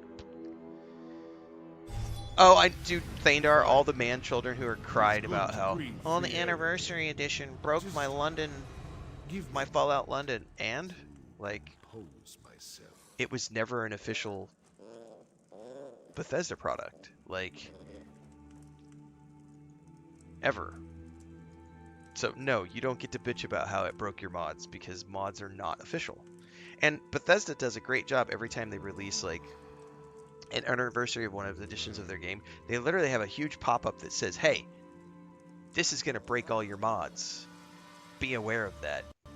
And you can go in and turn off the auto updater so that it doesn't automatically update your games if you are running a bunch of mods. So there's lots of way that Bethesda lets you know that this is going to break mods. Here's a way to not break your mods. Make sure to do these things before we do an update so that you don't lose your mods. And yet you still have dipshits who leave the auto updater on and then scream about how my mods are broken. And it's like, that's on you, dumbass. Like, Bethesda sucks. They're a shitty company. They broke the game. No, they didn't. You fucking broke the game by modding it. You literally broke the game by modding it. And I'm all for modding. Let people mod the games. Like, Bubbaloni is huge into the modding scene. And I love everything he does with his channel. And he's opened me up to... I mean, I for the first time in my life, I installed a mod for Starfield. I've never done mods before, and I put the Watchtower mod on. And it was great. But I don't for a moment think that it's Bethesda's fault when they update their game and the add-ons that I plugged in voluntarily suddenly don't work anymore. Because it's not on them. It's on the creators of the mods. And that takes time, because once a new update comes out, the modders have to come around and get their mods working for the new edition. That's just how it works, fools. Correct. They also sent all the Sky Oblivion team free game keys to Oblivion Remastered. Right. Bethesda didn't screw them. They very much recognize that the modding community is a big thing. Exactly, Ali. People still click on that update button. And then they try to blame Bethesda when their mods break. Correct. They have also promoted Sky Oblivion. Yep. I refuse to leave one prison just to enter another. If you plan to take me to Kurog, forget about it. I'm not. Right, you're not. Make a move and I'll cut you. Just a flick of my wrist and your guts will decorate the floor. Now tell me why Solgra sent you. What kind of game is Kurog playing this time? Your arm. My arm is fine, but I couldn't get out of the prison on my own, so killing you down there wasn't an option. Now I'll ask again. Why are you here? Why did Solgra send you to help me? She didn't want the Voshrock to kill you in Trinimac's name. Now I understand. Kurog wants to save face. Can't have a rival chief die at the hands of fanatics who Oh, she's behind him with her arrow prepped and ready. King. Now I see where Kurog's priorities lie. I'm telling you, she is a badass. Why couldn't you help him reunite you people? Me help Kurog. Where was our so-called king when my clan was at the mercy of the Voshrock? Where was he when my people were dying or being forced to join this cult against their will? So what? Is that why you attacked the temple? How many times do I have to tell you? I had nothing to do with that. You want to know the truth? Find Ulsha. I sent her away during the attack. She's camped outside Faron. She'll tell you everything you need to know. Chief Vazrog, lower your weapon, please. I don't want to loose this arrow, but I will if you don't stand down. Damn it, Wood Elf, fine. But you might as well put that arrow in my heart, because I won't let you turn me over to Kurog. You could get her as a companion? Oh, get her as a companion, and if I could romance her? Oh my goodness. So now what? I've never taken an Orc Chief prisoner before. Is she drawing the bow with 2 arrows, 2 fingers, or 3 fingers?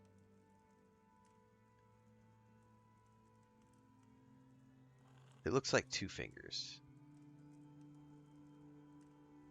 I guess we could take him to High Priestess Solgra. She did send us to save him, after all. I'm sure I can sneak him into the city, as long as he cooperates and doesn't do anything stupid or anything. Alright, I'll meet you there. Alright then, we've got a plan. And it's a perfectly good plan. Really. Other than me trying to sneak the chief into a city where Kurog has eyes and ears everywhere. What was I thinking? And how are we going to convince the chief to come with me? Oh, okay, I gotta go talk to this person. You keep him out of Kurog's hands. Right. Sneak Bosrog into Orsinium and get him to Solgra. Easy as Boar Knuckles pie. Why do I have a feeling this trip back is going to get complicated? You can put the bow down, Elf. I'll go with you as long as you promise not to turn me over to Kurog. Sorry, no. I'm keeping the bow. But I promise not to take you to Kurog. Fine. Just watch where you're pointing that thing.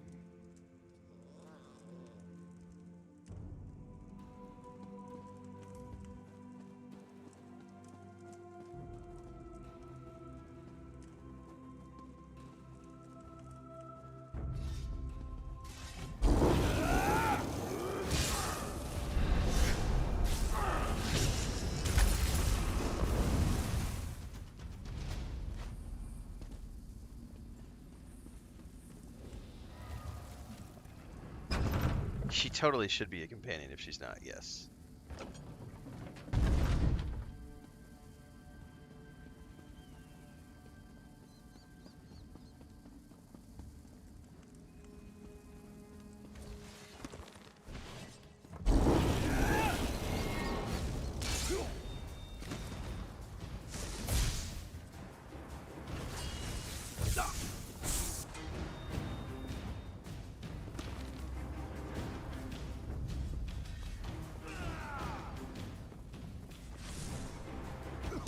Oh!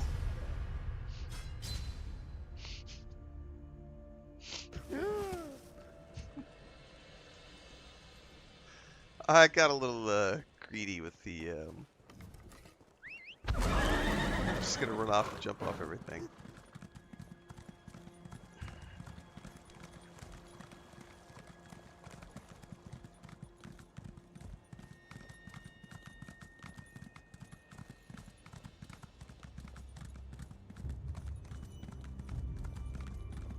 Someone's coming this way, Usha! Let them through. They're friends. Let me go see if Chris left me any coffee.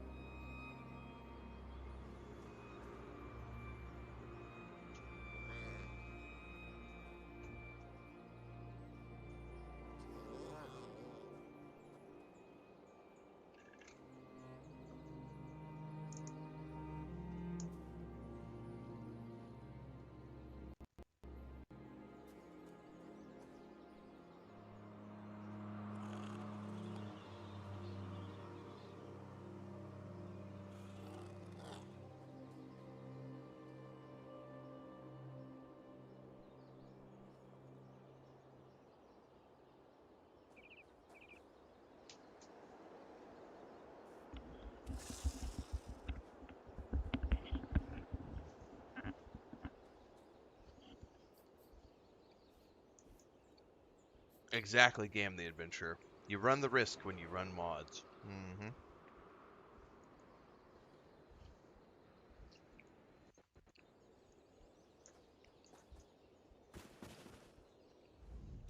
It's good to see you again, though we seem destined to always meet during troubled times.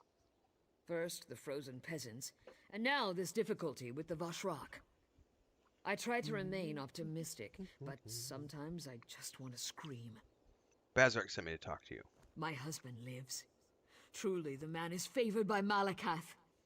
I suppose I need to thank Solgra for sending help when I requested it. But where is he? Is the chief well? He's fine, but I need to know how he was captured. After the chief met with Kurog, we immediately set out for Farin. He was angry, but he refused to talk about it.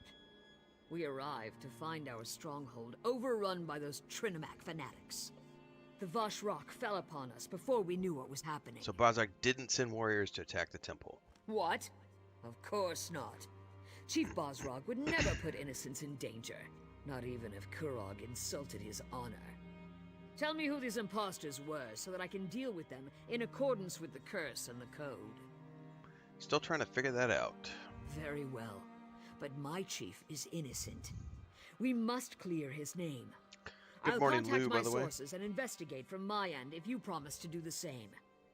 Now where is Chief Bazrog? You get a mage companion later on called Ember.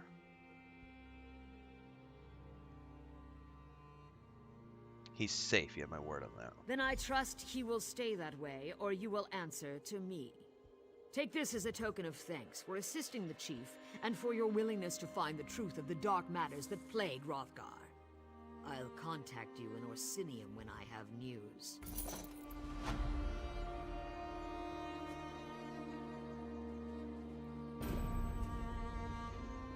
So I think I need to go head back to Orsinium.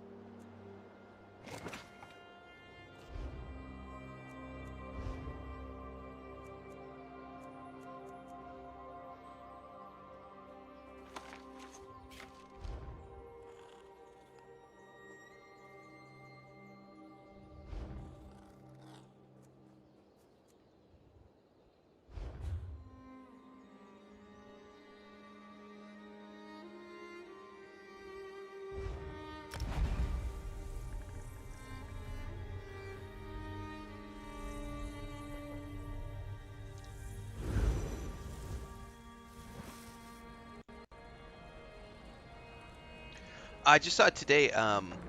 We were playing. Hold, outsider! Oop. I bring a message from the king. King Kurog requests the honor of your presence, outsider. My beloved awaits your arrival at the keep, so do not linger.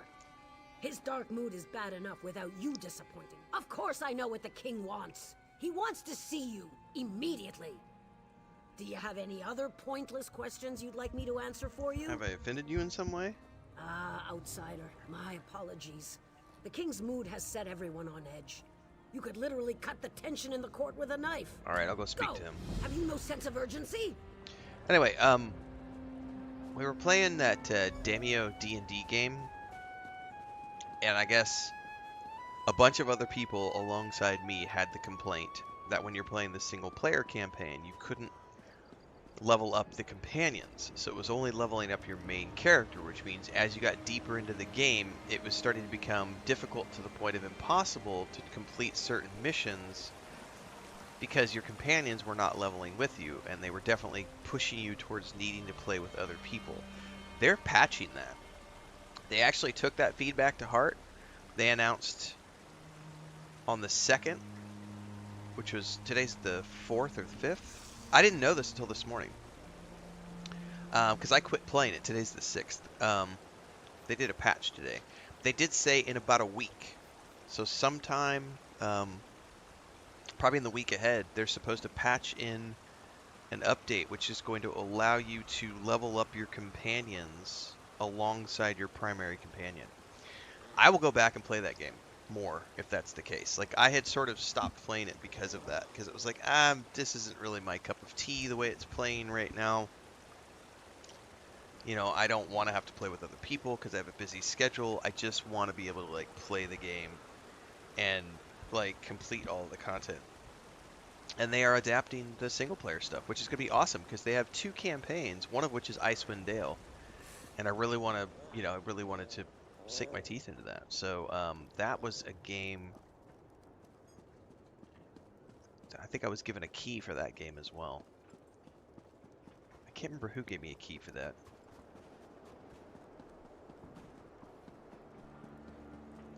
But I should be back to that again next week as well. 'Tis the plan. As soon as they make that patch. That was an unexpected thing that I didn't put in my video yesterday because I didn't know. I found out last night or this morning.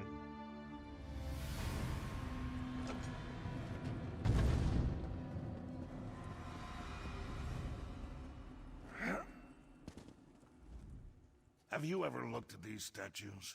I mean, really looked at them. Legends carved into bronze or stone. The work of hundreds of hours, likely crafted by people who didn't know a thing about their subject matter. And for what purpose, do you think? Honor, remembrance. And who decides who we honor and remember? The victors, of course, for they get to write the history. But there are 2 sides to every story. No one remembers the losers. They fought for what they believed in and failed, and so they are forgotten. That's right. No one remembers the losers. That is a very important thing. Latch on to that, kids. To the vanquished, this isn't the statue of a hero. It's a tribute to a tyrant. Many see me in the same way, a tyrant, forcing my ideas upon the people. They say I'm wrong, that I'll destroy the Orsimer. They seek to turn everyone against me. I get reports, things my advisors think I need to know. One report claims that the Wood Elf is keeping company with Bosrog. When 2 of my scouts confronted her, she killed them both. I'm concerned that Bosrog has turned Eveli against us. No, I told her to protect him. I'm concerned that Bowser has turned Eveli against us. Eveli aids my enemy. The Wood Elf has chosen the wrong side. I worry that you might follow her example. But I have a moot to prepare for, and I've said what I had to say. When you see Eveli, I expect you to do the right thing. Yeah, sorry, Kurog. I'm not going to side with you against Eveli. She has a hot elven booty, and I am sorry, not sorry. I'm normally not into blondes, but Eveli...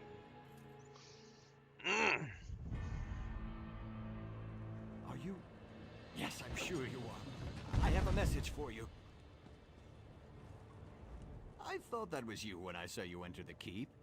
You were in there so long, though, I was beginning to think you'd never come out.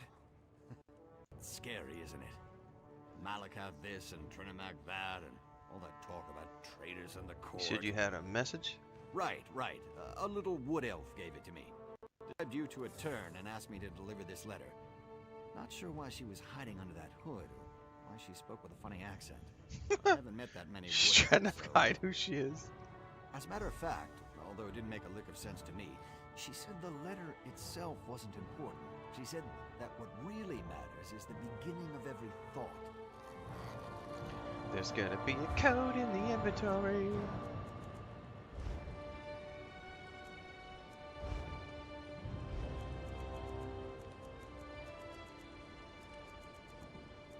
How do I find it? Is it like a quest item?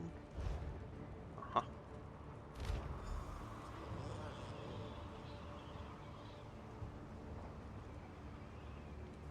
We are at the inn. Hidden room, secret words. Orcs don't smell.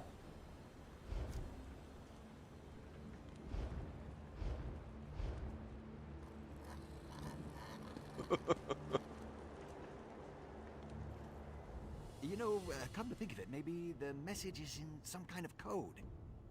Hey, maybe someone in the Mages Guild could help you decipher that. I mean, if you need any help, that is. Well, maybe, if there's actually a hidden message and it's not just some weird poem. I have a friend, sort of. Name's Kalina. She just arrived in the Mages Guild, and she's the smartest person I know. She could help you. Probably.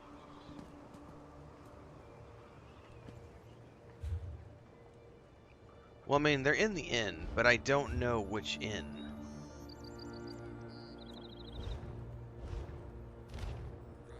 We are at the inn. Hidden room. Secret words are orcs don't smell. So that's the code to get in. But which inn is the question.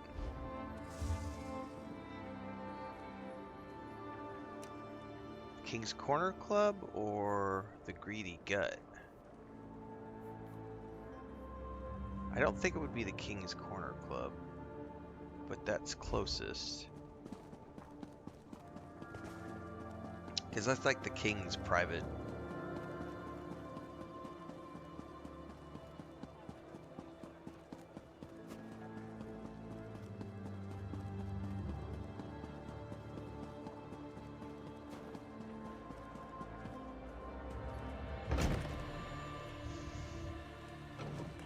Yeah, I'm not a big fan of Kurog, to be honest with you. He's kind of a douche.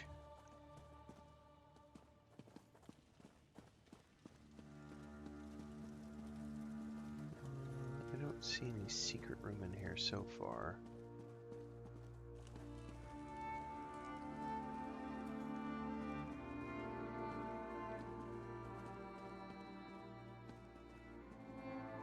I love how that wanted poster is everywhere.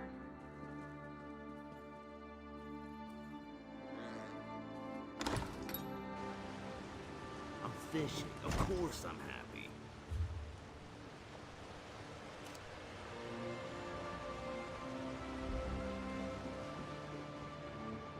Religion breeds fanatics. It's inevitable.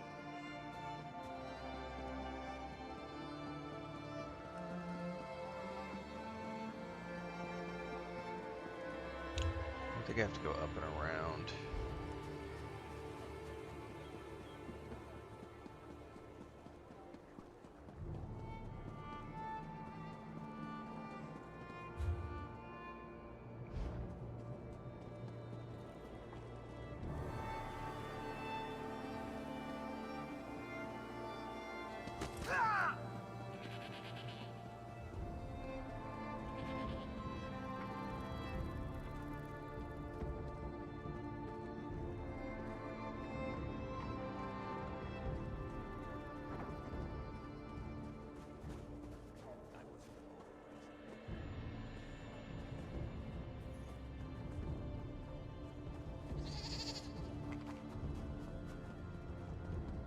Help me.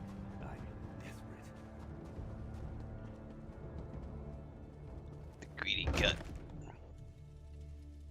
Hot wins the day every time. I will agree. Absolutely. 100%.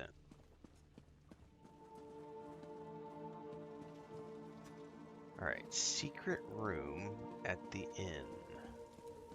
Wait. This is a tavern, not an inn. I'm an idiot.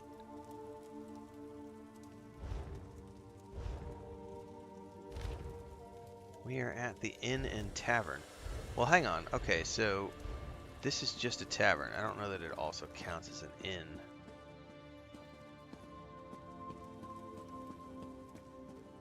It does have an upstairs. Let's go see. Taverns can have inns, yes. I don't often fantasize about pixels, but sometimes I will. Pan Am from Cyberpunk is probably, like, in modern times, I would say that that is worthy of contemplation. And there have been some pretty amazing cosplayers who have pulled off Pan Am on, like, TikTok and Instagram. It's we all have a type. Pan Am is definitely my type.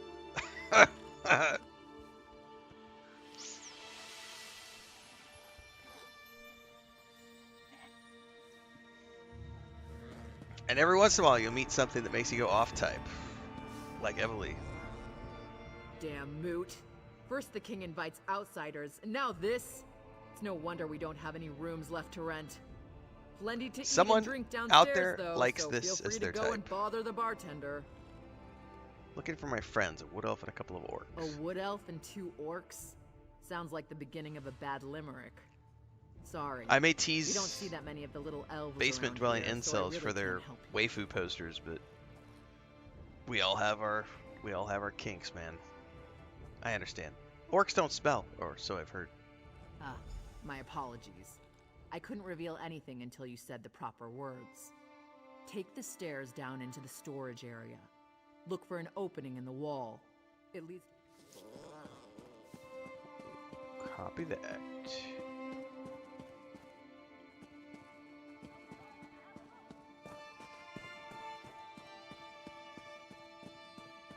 We can't just walk into the Bush Rock base. That's suicide. We have to find out what the Vashrak have planned. If we wait for them to strike, it will be too late. Whatever they're planning, it's going to happen soon. They just about told me as much when they threw me into my own prison. Maybe we should have left you in there.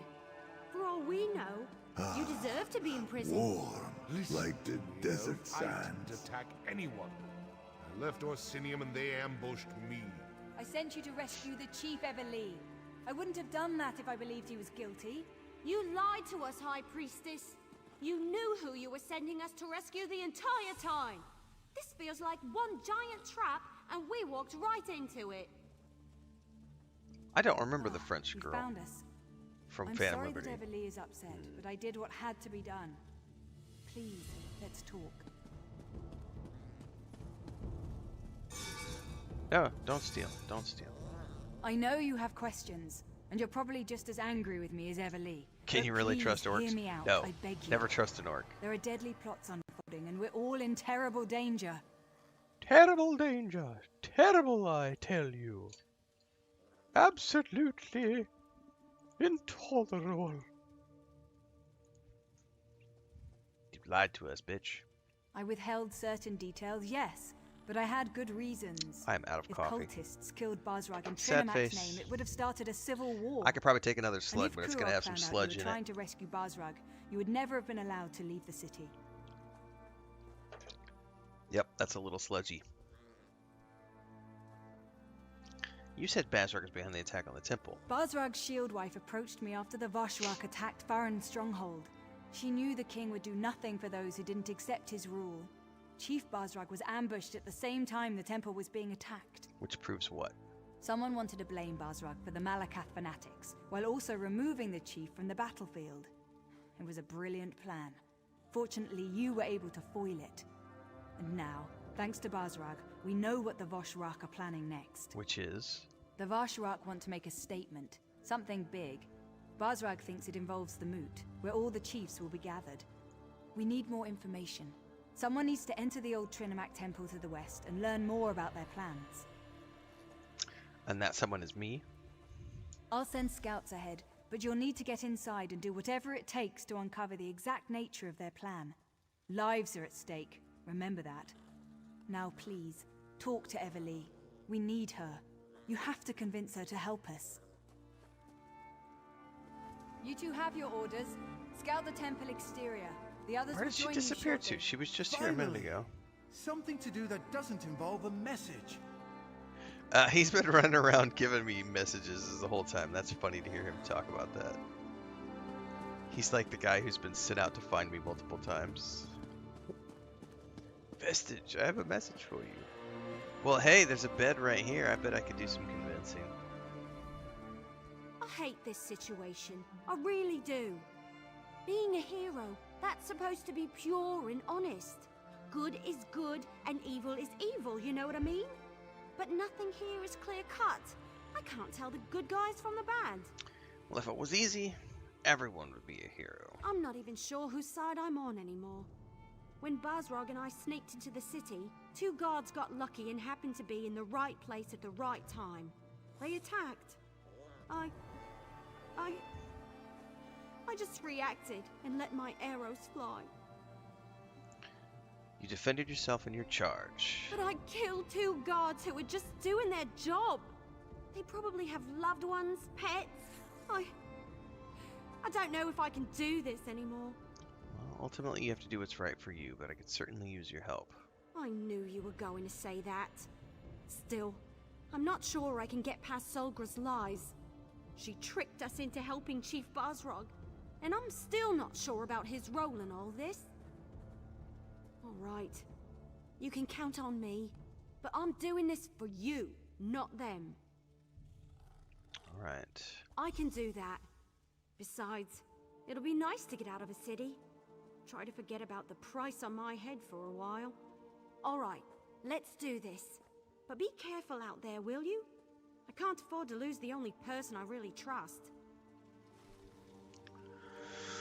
Okay, meet the scouts.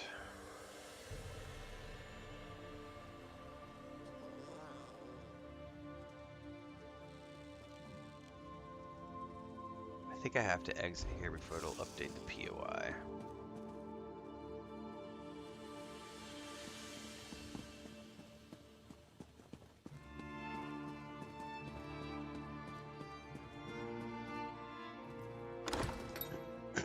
All roads lead to Orsinium.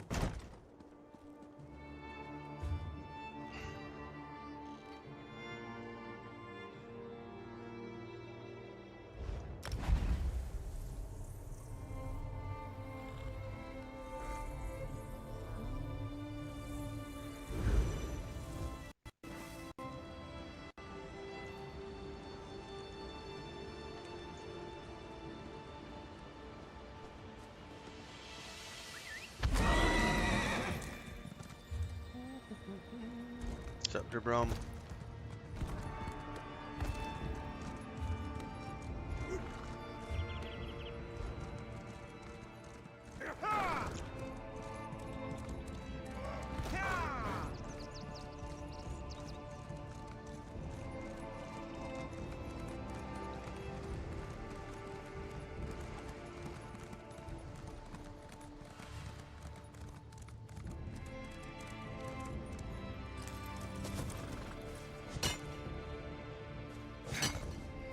Another find for your deep pockets.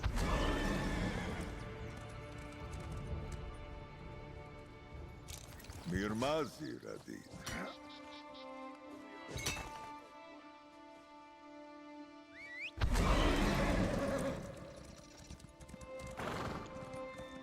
Man, I feel like there was something I was supposed to do this morning at like 8 o'clock, and I don't remember what it was.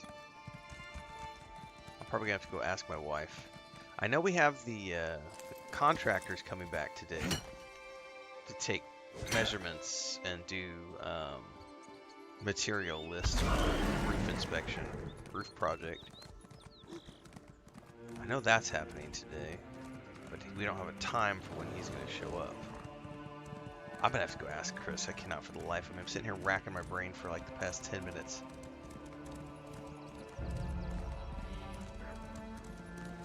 I've cheated on Guild Wars the Horror.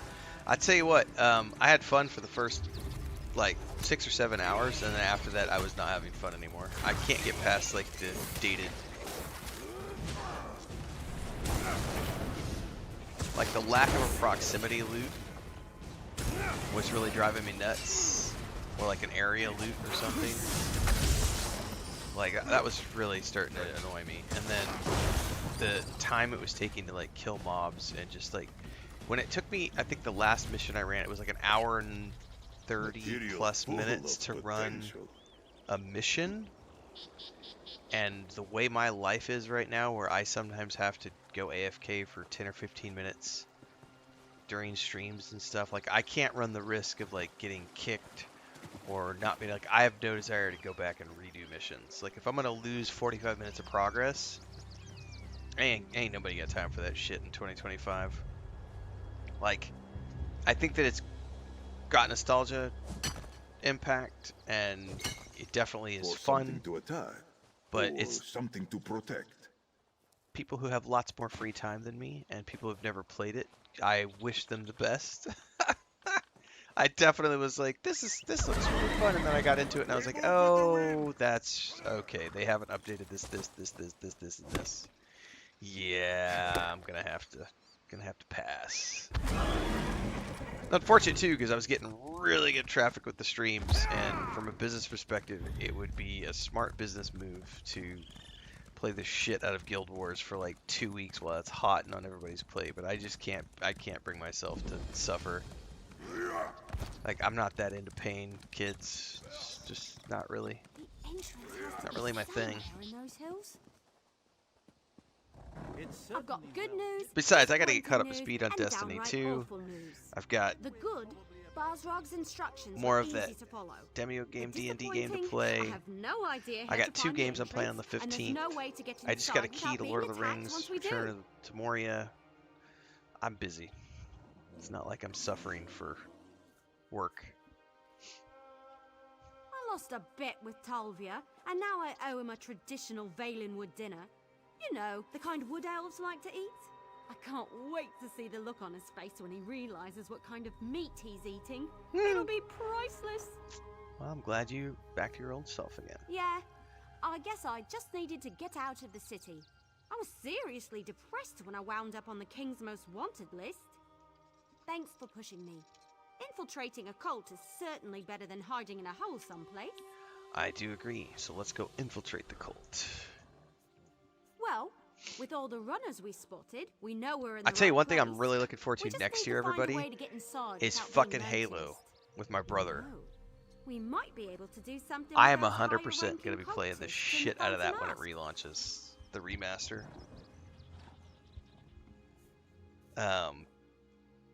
Yeah, it's going to be good.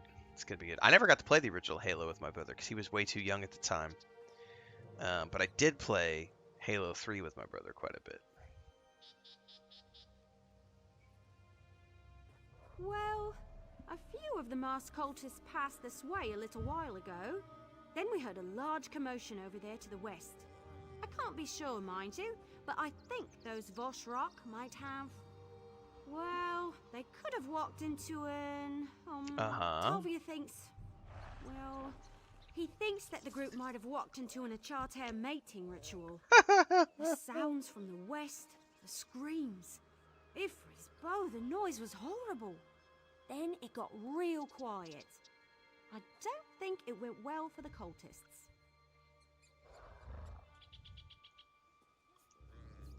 Oh, let's see if we can find something we can use. Just don't get too close to those Achartairs. I hear they become extremely violent when anything interrupts Exactly, their Halo campaign involved. It's gonna be, frolicking. We'll look it's gonna be around good. on our own, Crossplay meet you with the inside. PlayStation Good folks. luck. Oh, it's gonna be a good time. I will definitely be doing some multiplayer of that for sure. Okay, so I wanted to spin back around to something that we were just talking about, the Guild Wars discussion and Machine said on YouTube. Quality of life improvements in current games are just night and day. So this is something where, especially because we just did the Guild Wars Reforged project, and you can see a glaring disconnect in between a game that has not modernized into the current era and games like World of Warcraft or Star Wars The Old Republic, which have pivoted into the modern era while also being 15 or 20-year-old games. So the Reforged update for Guild Wars 1 is controller support. Huge fan of controller support. But and also the huge fan of bringing it up to where I can play it in a modern resolution with proper scaling. Because you know what? I love Lord of the Rings Online. They have never provided us with modern scaling features for their game, which means I can't play it in 4K. I'm forced to play that game in 1920 by 1080 because there is no native 4K support. And it sucks trying to get all the little, UI elements to work properly, and you can't scale the text, and so you're squinting at the screen because it's this tiny, font. So, Guild Wars Reforged. Guild Wars Reforged has done some really interesting things in bringing some aspects of the game up to modern, but the lack of quality of life features in terms of the mechanics itself. So we were talking about one of the things that was driving me nuts was having to manually loot all of the items that would drop on the ground, right? So if you kill 20 mobs and it drops 10 things, I have to individually go click and pick up every single one of those items. Modern games offer you some sort of area loot or a proximity loot option. This game does a great like area loot option, and in the options of this game, because we're playing Elder Scrolls Online right now, also a 10-year-old game, so this is, you know, it's still, this counts as an example. There's an option that you could turn on or toggle where you can tell it to auto loot, so that when you have, like, if you want it to be the old school way, you click a body, it opens up a window, it shows the items, and you can choose to, like, loot one of those things or loot all of those things, and it will then loot everything around you.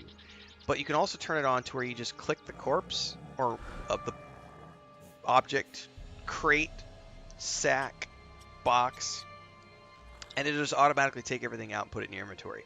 That's a quality of life modernization. Very, very, very useful and absolutely mandatory for a game to be considered modern in any way, shape, or form. Fallout 76, hitting the X button to loot all in an area, and it pulls everything into your inventory.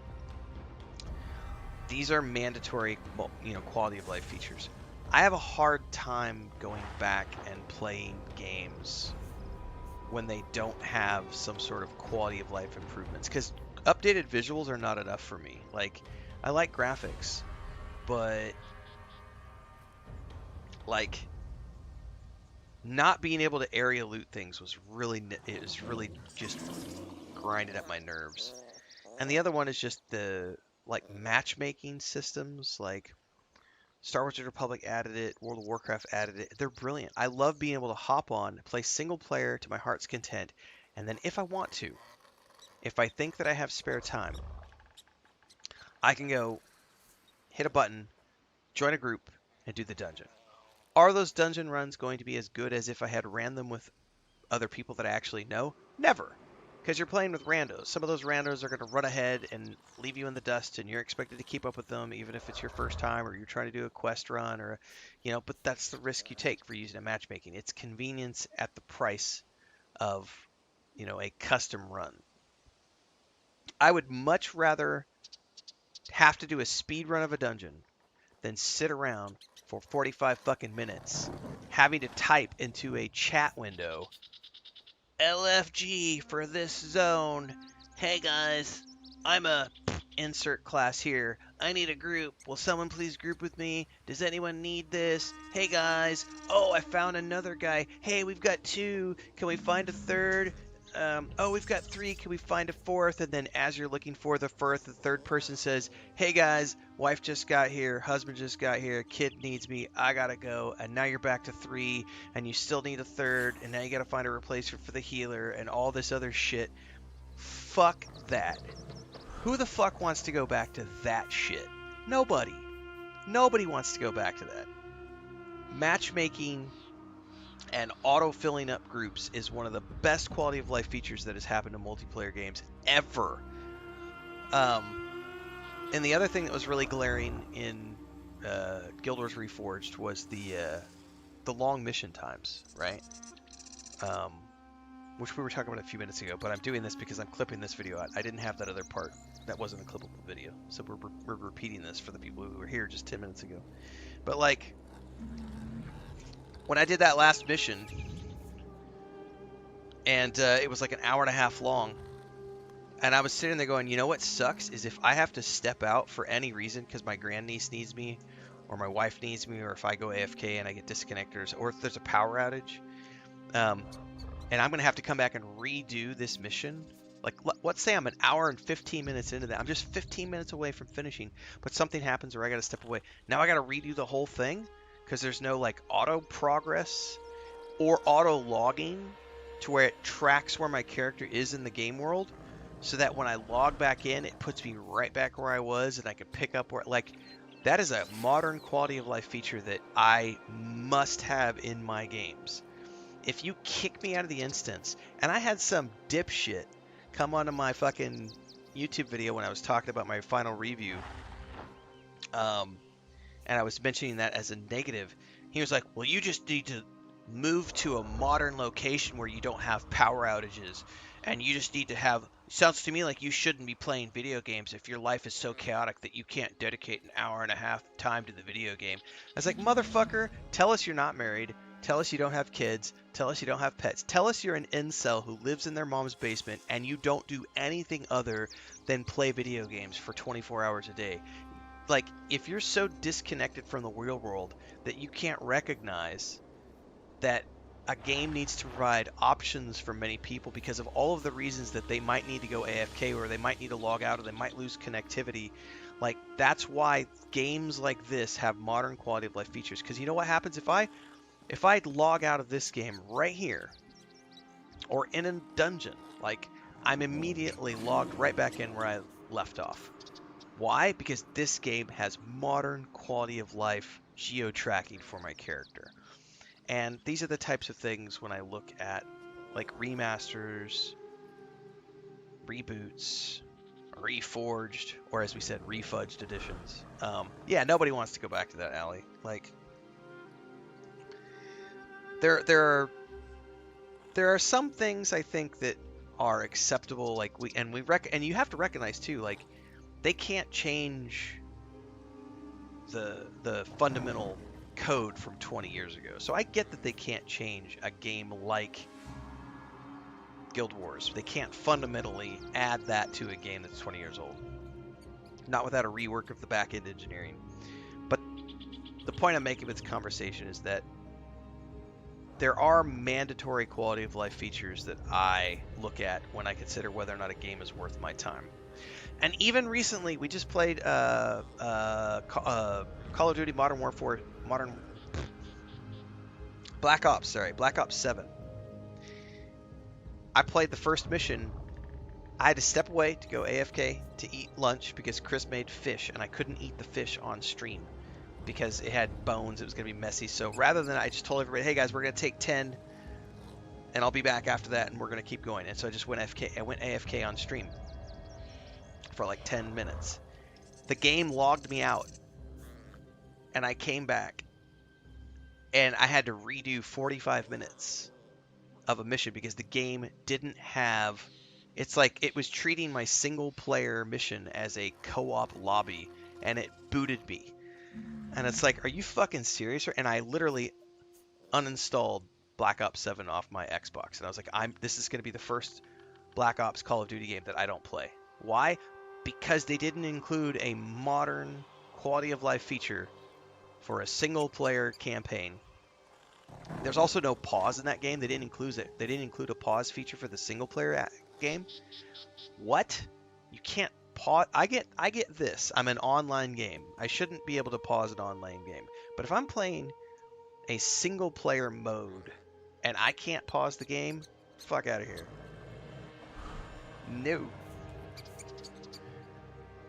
There are definitely modern quality of life features.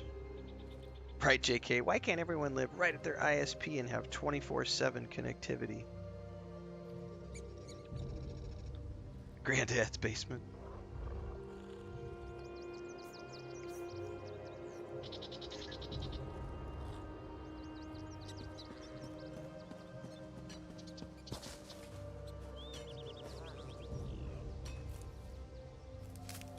The potential for health or harm.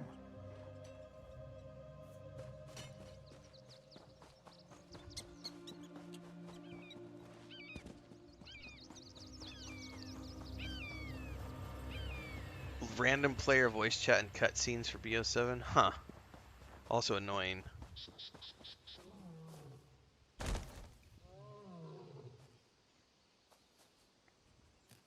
I turn the voice chat off. That shit's annoying. Fine threads make for strong cord. Yes. Watch yourself.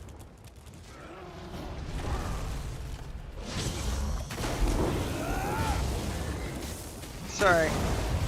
Interrupted your hump session.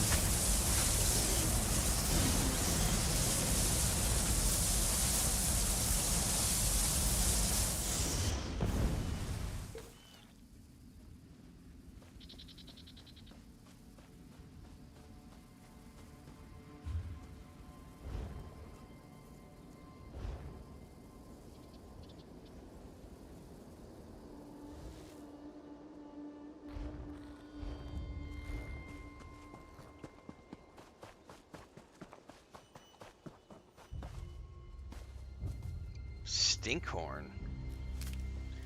Insert dirty joke there.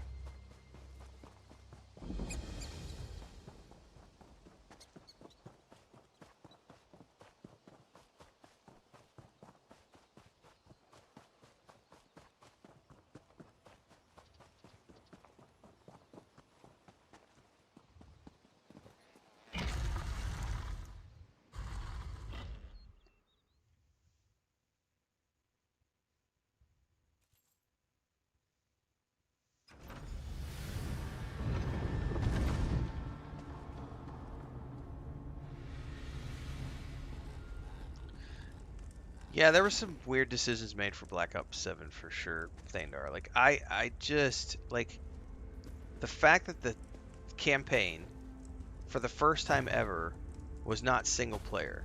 It was instead, it was literally, there's no single player option. It's co-op. And then you have to manually tell the game, I don't want to group with other people, so that you can run it solo. But it then treats the gameplay sessions like a co-op multiplayer lobby, even if you're playing single player. Just pure laziness on part of the developers. Nothing to be concerned about. And I've seen these like obviously just being like, we're gonna force everyone I wonder if they come in different colors. into this way of doing things, and we're not even gonna waste the time to do like a proper single player mode. We're just gonna make it co-op and then slap a I don't want to group with other people aspect on it to then let you play by yourself, but it's still gonna treat it like a group based lobby. That's stupid. It's so lazy. And the funny thing is I've heard great things about the multiplayer, but I don't have any desire to play the multiplayer. Like, Looks like you found an amulet too. But tell me, was I right? Did the Achates get all frolicsome on those cultists? Wait a moment. Your amulet's cracked. You weren't supposed to break it, you know. It was broken when I found it. Well, the illusion seems to be holding up, at least for now. Hopefully it won't fail at a I don't think they've gone downhill. I've enjoyed all of them. I think we should split up and cover more. They're very ground. rote. That's the best way to find what we're looking for. It's like watching the old not Mission Impossible. Fucking Braddock movies with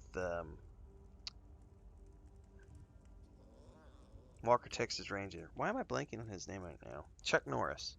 Chuck Norris used to make these Braddock. Missing in Action, that's the name of them.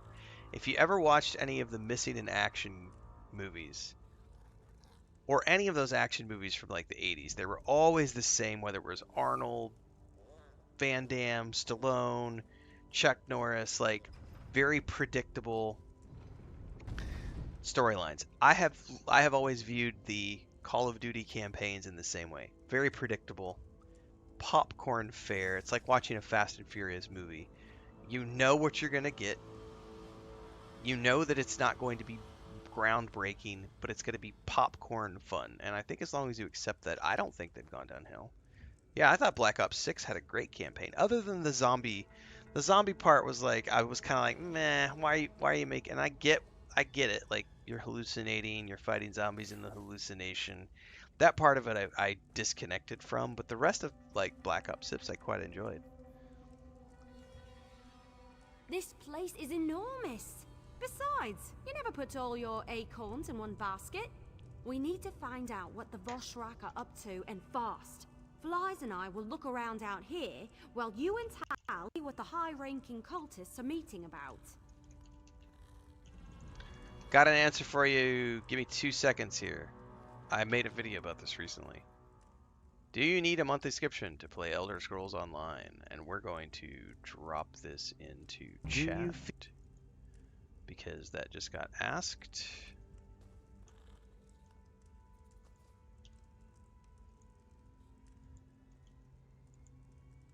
So that link that I just dropped to chat across all of our platforms, TikTok, Kick, Twitch, and YouTube. The question that was just asked on YouTube: if you don't subscribe to ESO and are a new player to the game, do you soon realize it's best to subscribe for content in the crafting bag, or can play fine without subscribing? Advice. Yes, I have advice. Go watch that video. Short version: you don't need a sub to play this game. assuming you're not going to craft and you're just going to play single player. Like, if you're just playing as an adventurer and you sell all your loot, you will be fine. If you're going to craft, you're going to need the sub. These are the anecdotal short version. And then I would argue that points that you get from the monthly sub don't mean anything unless you want perks. And if you like perks, then it's nice to have a monthly supply of coins. There's also discounts that happen all the time for ESO Plus subscribers. So if you're interested in buying a lot of things from the cash shop, there's a reason to run a sub because you get monthly coins and discounts on things from the store. ESO Plus only discounts and freebies. And then you get access to all of the expansions and everything while you are a subscriber. So if you don't want to buy everything piecemeal. So anyway, longer discussion over in the video link that I dropped. Good idea. And let's not take too long. Lives are depending on us. And speaking of lives, make sure Tal stays safe, will you? He isn't as experienced as we are. I'm afraid his wide-eyed enthusiasm is going to get him injured. And isn't that like the leaf calling the tree green? Ha ha. Tease me all you want, but I know better now. Sort of. As long as you're here, though, I know you'll watch out for us. I do have a really cute pet, and that I will meet up was... with you later. I guess we're really doing this, aren't we? That was 2,000 Endeavor points. And he is super cute. He purrs. He meows every once in a while. He growls. And he'll play with a butterfly from time to time. And it's really super cute when he gets the butterfly and he rolls over on his back and he like does the thing that cats do when they have something that they're playing with. Where they grab it and they hit it with their back paws. He is super cute. I happily spent 2,000 coins on that. 100%. No regrets.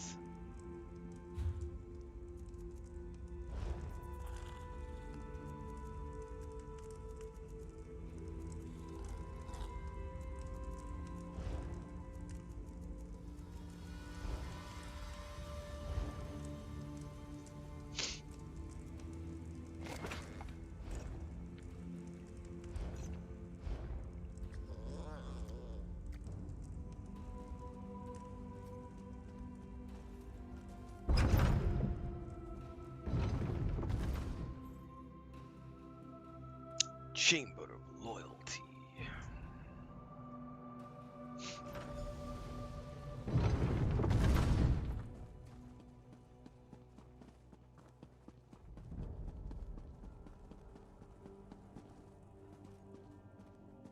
Trinimac, hear our prayer.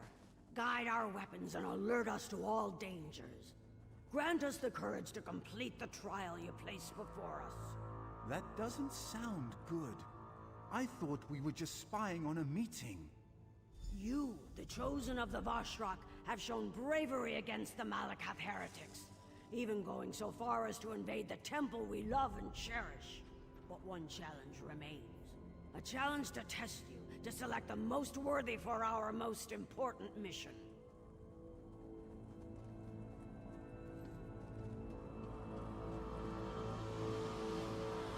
Now choose a scroll and select a blessing to help you in your ordeal. Elder As You stand among the holy words of Trinimac. Read the scrolls carefully and choose a blessing to help you in the coming trial.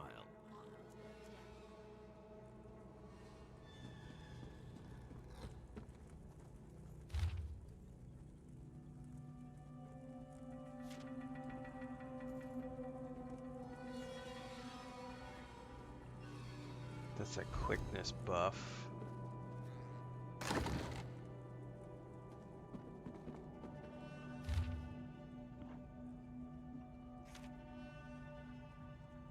Armed with his fists.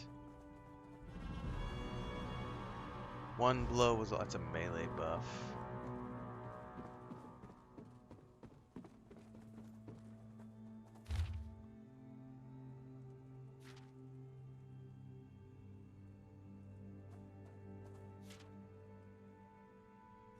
Something about a hammer.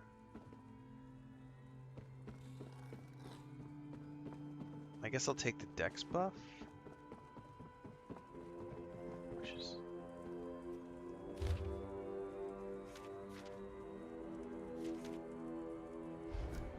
Alien.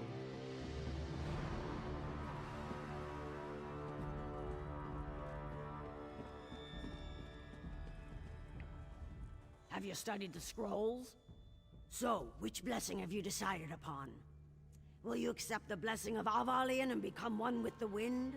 Or will Vaya's resolve protect you from the coming trial? Or Yeah, I'll take the perhaps, protection. Then let Trinimac be your...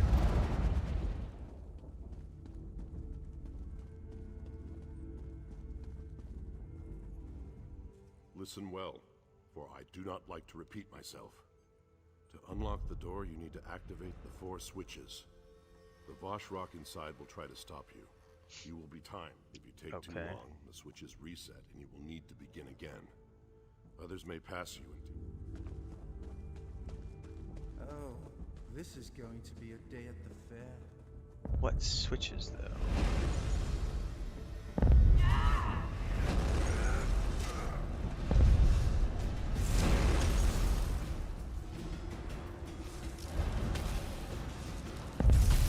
Shit, where's the other switches?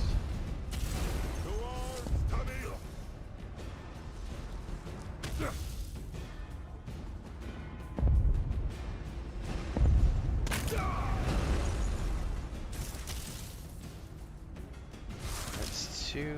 I don't know where they all are.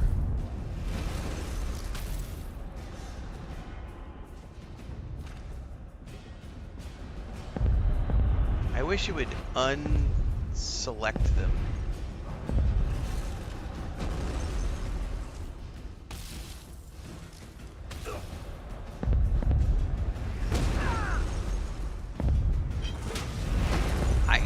There was a slight,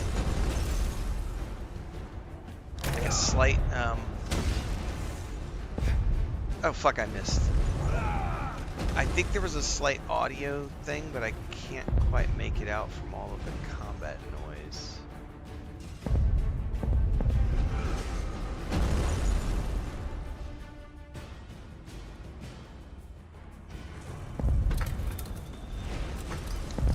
I think I missed, because otherwise they would have turned.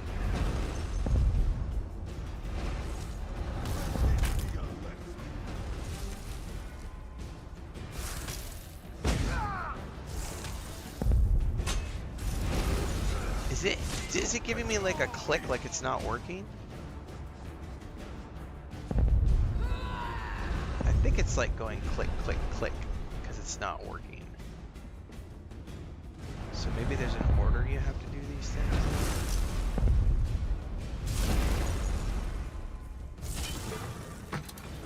Yep.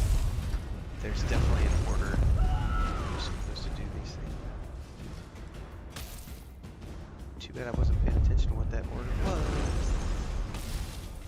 Fuck, which one are we missing? Oh, I'm not gonna get it because I fucking fell. 33 seconds. I don't know how to get back up. Fuck me.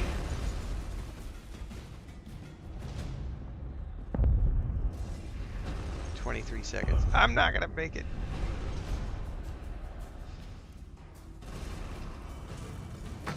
I made it.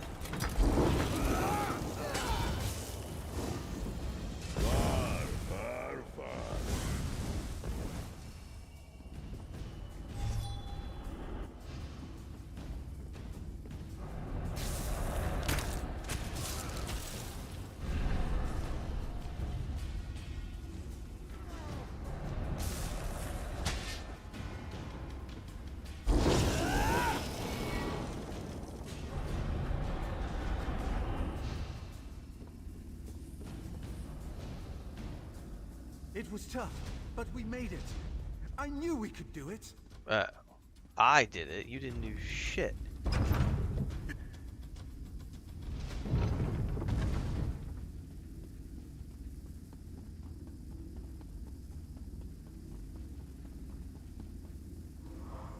Ah, now I see how you completed the gauntlet so quickly. Your disguise is not needed here. I know who you are.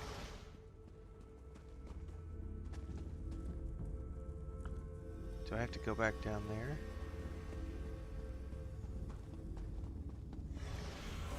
We donned the false god's armor, attacked and killed true believers within a sacred temple, all for the sake of the sacred plan. Will you make that same sacrifice? Your final test starts now. Are you here to harm us or to join us? To make the I can Oath sacrifice stronger than we Telvaya ever to learn imagined? valuable information. Not gonna happen. Show us where your loyalty lies. Spill the blood of your ally in Trinimat's name and display your true devotion. Yeah, not gonna happen, Hey, bitch. my amulet stopped working. And did they just say something about spilling my blood? Oh my. You're not considering following through with this, are you? That's insane! I agree. Make your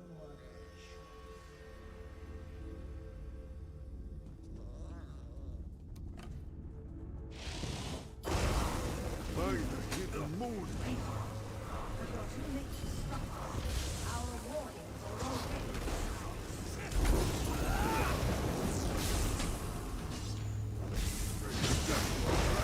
Move!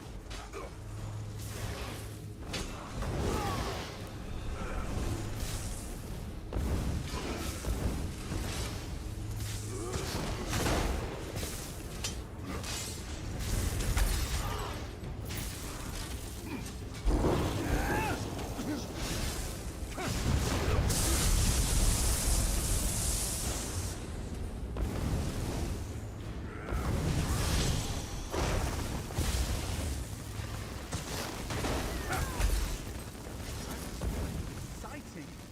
I'll walk the door while you search the room. Find out what they're planning. No.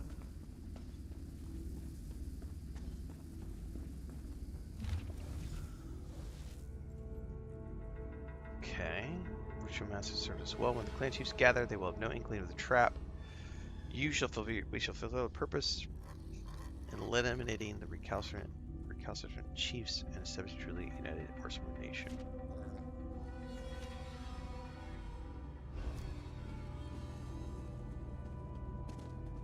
Imagine if this is all Kurog in the first place.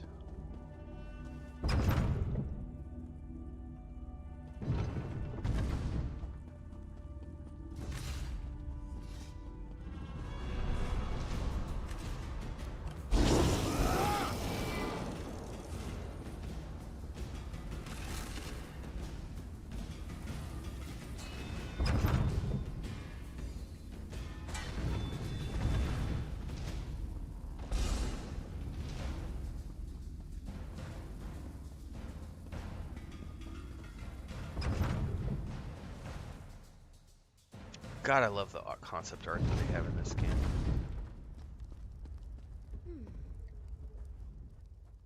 There you are. I was beginning to get worried about you. We've found out some... Where's Talvia? He's fine. All by himself? Are you sure he can handle that? What am I saying? Of course you're sure. We managed to find out that the attack on the temple was a ruse perpetrated by the Vosh Rock. That was right before our amulet stopped working.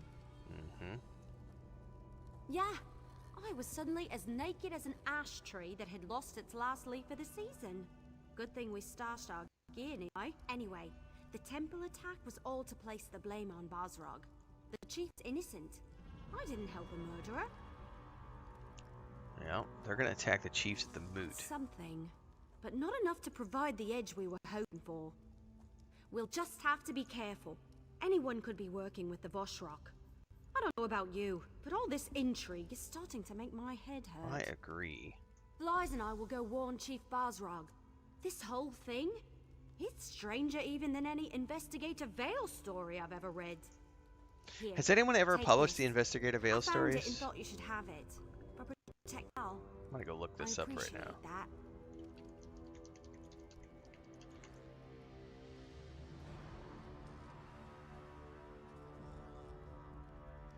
Investigator Vale, a deadly toll. Investigator Vale, Shadow Fellows. Investigator Vale, Retinue of the Shambles. Then there's the Miss Clara Vale Mysteries, the Myron Vale Investigations, and the Peregrine Vale series.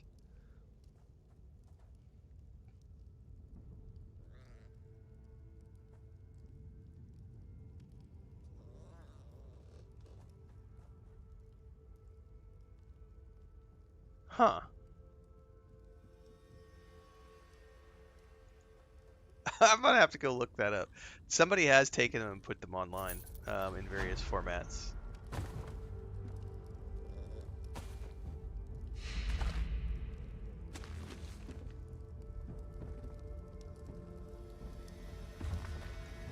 I'm glad his name is Flies in Wind and not Peas in Wind.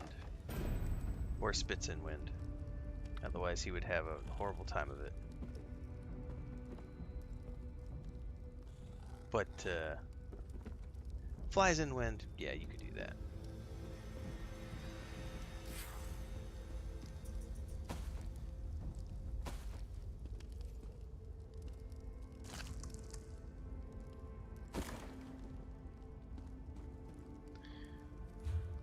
Okay, we gotta get back to the city.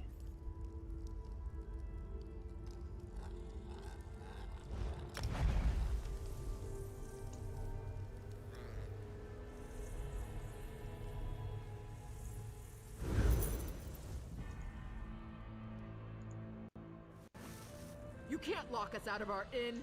That's tyrannical. You should have thought about that before you helped the enemies of our king. Now get out of my Damn way before I soldiers and their toss damn you in a rules cell and too. regulations. How infuriating! I don't even like the place that much, but I'll be damned if I let them toss me out of my own inn. What happened? The closer the city gets to completion, the worse things get for us common folk. Orsimer soldiers barged into our inn and kicked us out. Now they won't let anyone back in. They decided to detain some of our patrons, including your friends. In fact, the little wood elf showed up right before the soldiers did. Huh, has to be a way The to get soldiers inside. placed guards at all the exits, even the back one. Damned if I know how they found out about that. The soldiers won't let anyone in until they finish the king's work, whatever that is. Bunch of stiff boots, the lot of them. I think the king's behind all this. I should have known that hiding folks in our inn would eventually bite us in the arse. This is ridiculous, though. They sent an entire squad of soldiers to lock down one inn. You'd think we were the damn Winterborn or something. Well, if you want your inn back, I need your help. Haven't you and your friends caused us enough trouble already? You actually get to meet the All right. author of Investigator If you Hale get and me my High inn Isle. back, Nice. I'll try to forget that any of this ever happened. So, You have your inn how can key I with help? you? That was the first thing they confiscated. It was Sergeant Vulmon. I know him. He's one of our regulars. Usually friendly, leaves an extra gold piece now and again. He's stationed near the King's Corner Club, but he won't give up that key. I can steal That's it? between you and him. I'll have no part in that. I'm no criminal despite how all this looks. What about the Never soldier seen you were her talking before. to? I make it a habit to get to know all of the guards and soldiers who come to the inn to unwind. From the look on her face, I'll be there. she hasn't unwound since the king was a cub tied to the Forge Mother's apron.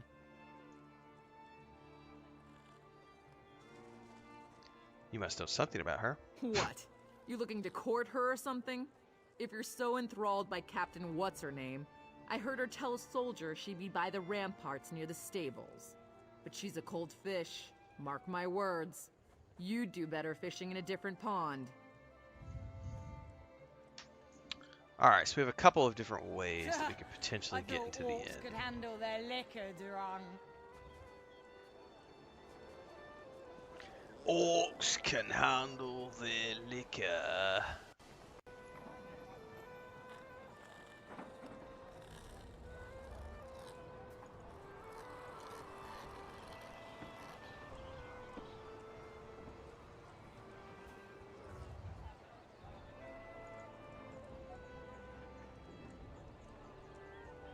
I thought orcs could handle their liquor too. Are you telling us they can't?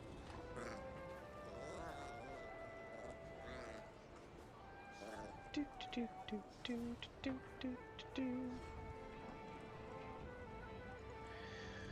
All right, everybody, I'm going to take a breather here. Chris just walked in and said breakfast is ready. So it is 6:45.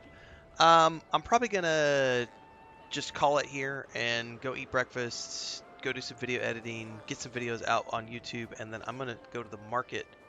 I got to go get some more supplies, so I'm going to go to the supermarket at 8 o'clock when they open the other supermarket. And then we have a contractor coming this morning. If I can, I'll be back here in a few hours, like 2 or 3 hours. But it might be the afternoon. Also, I should have a review of the new episode of Pluribus out today. So stay tuned for that as well. So until next time, have fun.